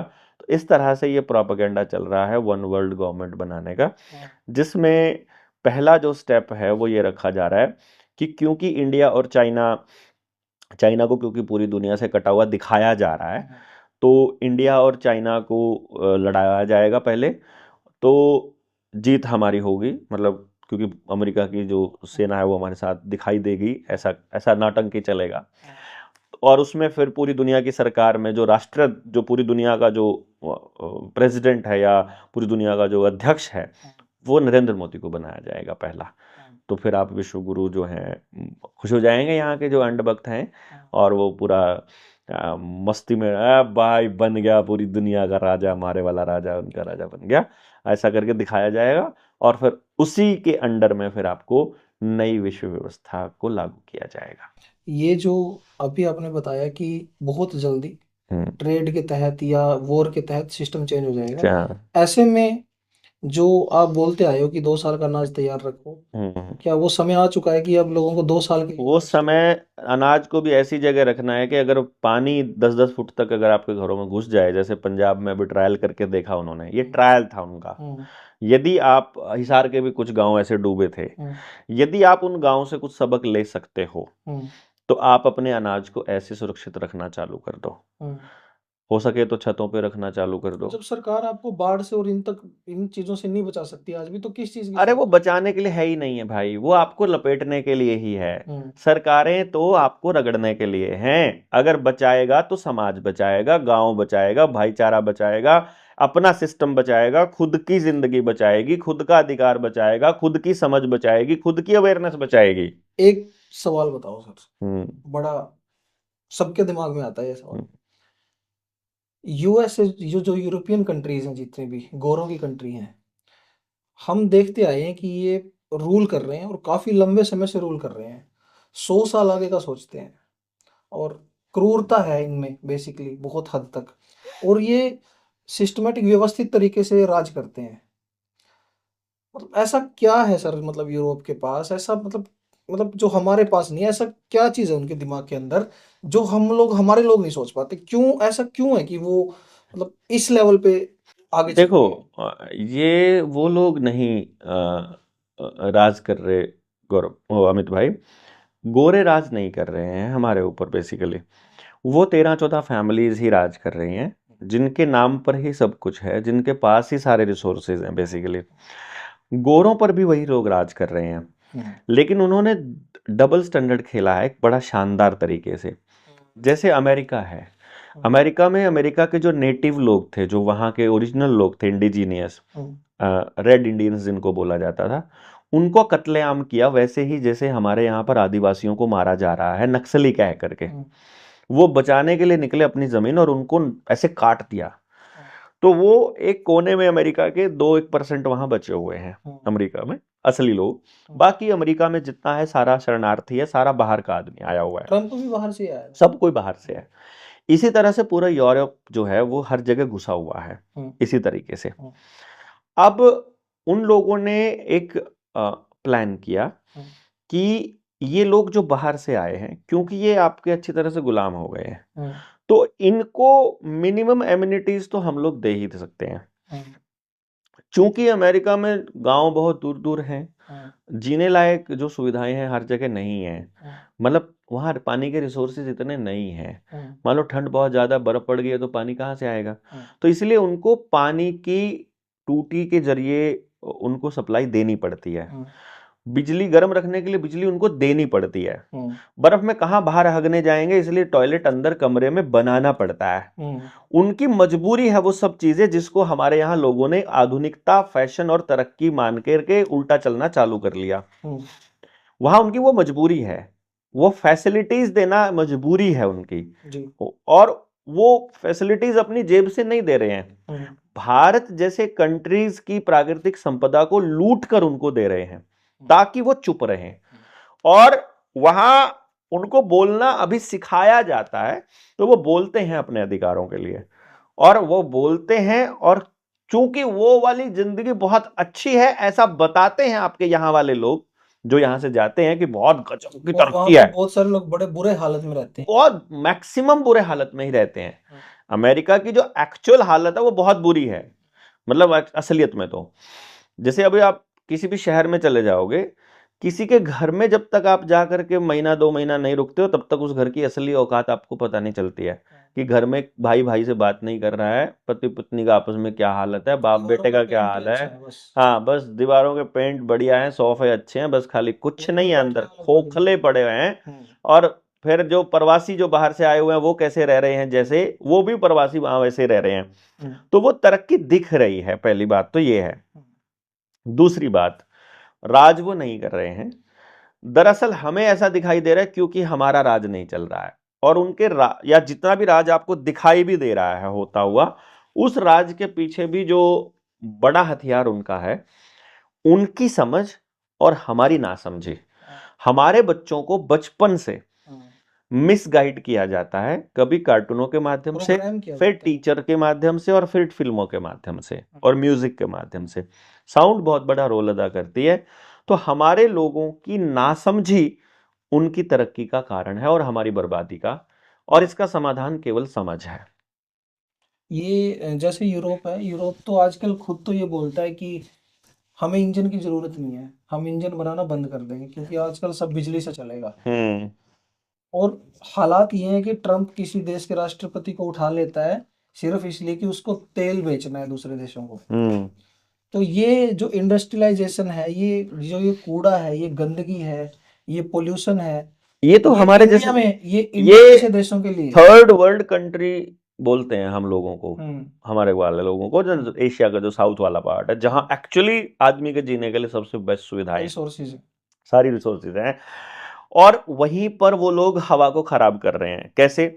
उनके जो वेस्ट हो चुके टायर हैं वो वहां से जहाजों में भरे जाते हैं और यहां आकर के हमारी खाड़ियों में और हमारे महासागर के एरिया में आकर जलाए जाते हैं। दिल्ली के डंपिंग यार्ड से कचरे को उठा करके सहारनपुर के डंपिंग यार्ड में पटका जा रहा है और वहां पर जलाने के लिए बकायदा यूपी की सरकार सब्सिडी दे रही है। यानी कि जहां हरिद्वार में गंगा के आसपास साफ शुद्ध हवा है उसको खराब किया जा रहा है, वो खुद पैसे दे के करवा रहे हैं। तो इसलिए ये माहौल बनाया जा रहा है, आपकी नदियों में केमिकल्स डाला जा रहा है, आपकी फैक्ट्रियां नीचे अंडरग्राउंड पानी को पल्यूट कर रही हैं प्लानिंग के तहत। पानीपत चले जाइए, पानीपत में जितनी फैक्ट्रियां हैं सारी की सारी अंडरग्राउंड पानी को रिवर्स बोरिंग के जरिए खराब कर रही हैं और सबके यहां काला पीलिया हुआ पड़ा है, वहां खराब हो चुका है, सब खराब हो चुका है। तो ये सारा का सारा हम लोगों को क्योंकि जीने लायक इंसान नहीं मानते, तो उन लोगों ने अपना जो डंपिंग यार्ड है उसको भारत को बना रखा है, ताकि एक बार जब ये लोग मर जाएं, ये लोग जब निपट लें, तो उसके बाद हम करेंगे। दरअसल सर लोगों को ये लगता है कि जो हम जिस दुनिया में रह रहे हैं ना, या जिस माहौल में हम हैं, अब उसको एक्सेप्ट कर लिया उन्होंने, मेंटली प्रोग्राम कर दिया क्योंकि गया। कोई दूसरा आदमी बताने वाला नहीं है ना कि बेहतर जीवन पॉसिबल है। सर जो आम आदमी है ना, उसको उन गलियों तक उन्होंने पहुंचने ही नहीं दिया जहाँ हाँ, उनको बेहतर कुछ जहां दिखे। जहां समझ हो। तो असली जो जो जो जगह है ना, नेचुरल है, अच्छी चीजें हैं, जहाँ पे अच्छे रिसोर्सेज होंगे, अच्छी नदी होंगी, वहां पे तो सर सरकार का कब्जा है, आम आदमी जा ही नहीं सकता, जा ही नहीं पाता है वहां पे। तो आपको तो रखा जा रहा है उस पार्ट में कि जहाँ पे आप इस जीवन को एक्सेप्ट कर लो। यस, और वो जनता एक्सेप्ट कर चुकी है। धीरे धीरे व्यवस्था बदल रही है और आप जैसे बहुत अच्छे माइंड है, समाज में लोगों को जागरूक कर रहे हैं। मैं तो ये बोलूंगा कि अपनी जान पे खेल के जागरूक कर रहे हैं। तो सर अपना ध्यान रखा करो, ऐसा ना हो रास्ते में कहीं भी आते जाते कोई एक्सीडेंट या कोई हादसा ऐसा हो जाए, तो ये बड़ी जरूरी चीज है। देखो अमित भाई, ये तो देखो, ये तो काम है समाज का। यदि समाज, जैसे मैं बोलता हूं, अभी मैंने थोड़ी देर पहले बोला है कि अगर मोगली जी अपनी संसद में अपने लिए सुरक्षित जगह नहीं बना पाए तो ये उसका फेलियर है, और अगर समाज हमारे लिए सुरक्षित जगह नहीं है तो ये समाज का फेलियर है। क्योंकि मेरे लिए सुरक्षित नहीं है तो आपके बच्चों के लिए भी नहीं है। और जो समाज सुरक्षित नहीं है, अगर ये बताते बताते भी उसके लिए जान दे दी जाए कि आप सुरक्षित नहीं हो, कम से कम मरने के बाद, क्योंकि हमारे लोगों की खासियत क्या रहती है कि वो अंतिम संस्कार पे करोड़ों की भीड़ आ सकती है, जीते जी थोड़ा सा उनको लगता है कि यार पागल ही लगा पड़ा है, क्या जरूरत पड़ी है। उसे लगता है कि सरकारों से लड़ने की जरूरत नहीं होती। वो संघर्ष को बेवकूफी या पागलपन का नाम देते हैं, पर जब मर जाते हैं तो अपने मन को सांत्वना देने के लिए उनको शहीद का दर्जा दे देते हैं। वरना भगत सिंह आज भी आतंकवादी है, डॉक्यूमेंट्स में कोई नहीं लड़ा उसके लिए कि तुम आतंकवादी नहीं थे। ना ही नेताजी को अंतर्राष्ट्रीय युद्ध अपराधी घोषित कर रखा है, उसके लिए कोई लड़ा। ना ही अब सरकारों ने जितने किसान नेता हैं इन सब के ऊपर भी देशद्रोह तक के मुकदमे लगा रखे हैं। तो यदि अभी वो मर जाते हैं तो उनके ऊपर की भी डॉक्यूमेंट में तो देशद्रोह का मुकदमा दिखाई देगा। तो ये बड़ा विडंबना है कि हमारे लोगों को, असल में मैं ये कहूँगा कि एजुकेशन ही ऐसी है कि हमें नहीं सिखाया गया इन सब चीज़ों के लिए लड़ना।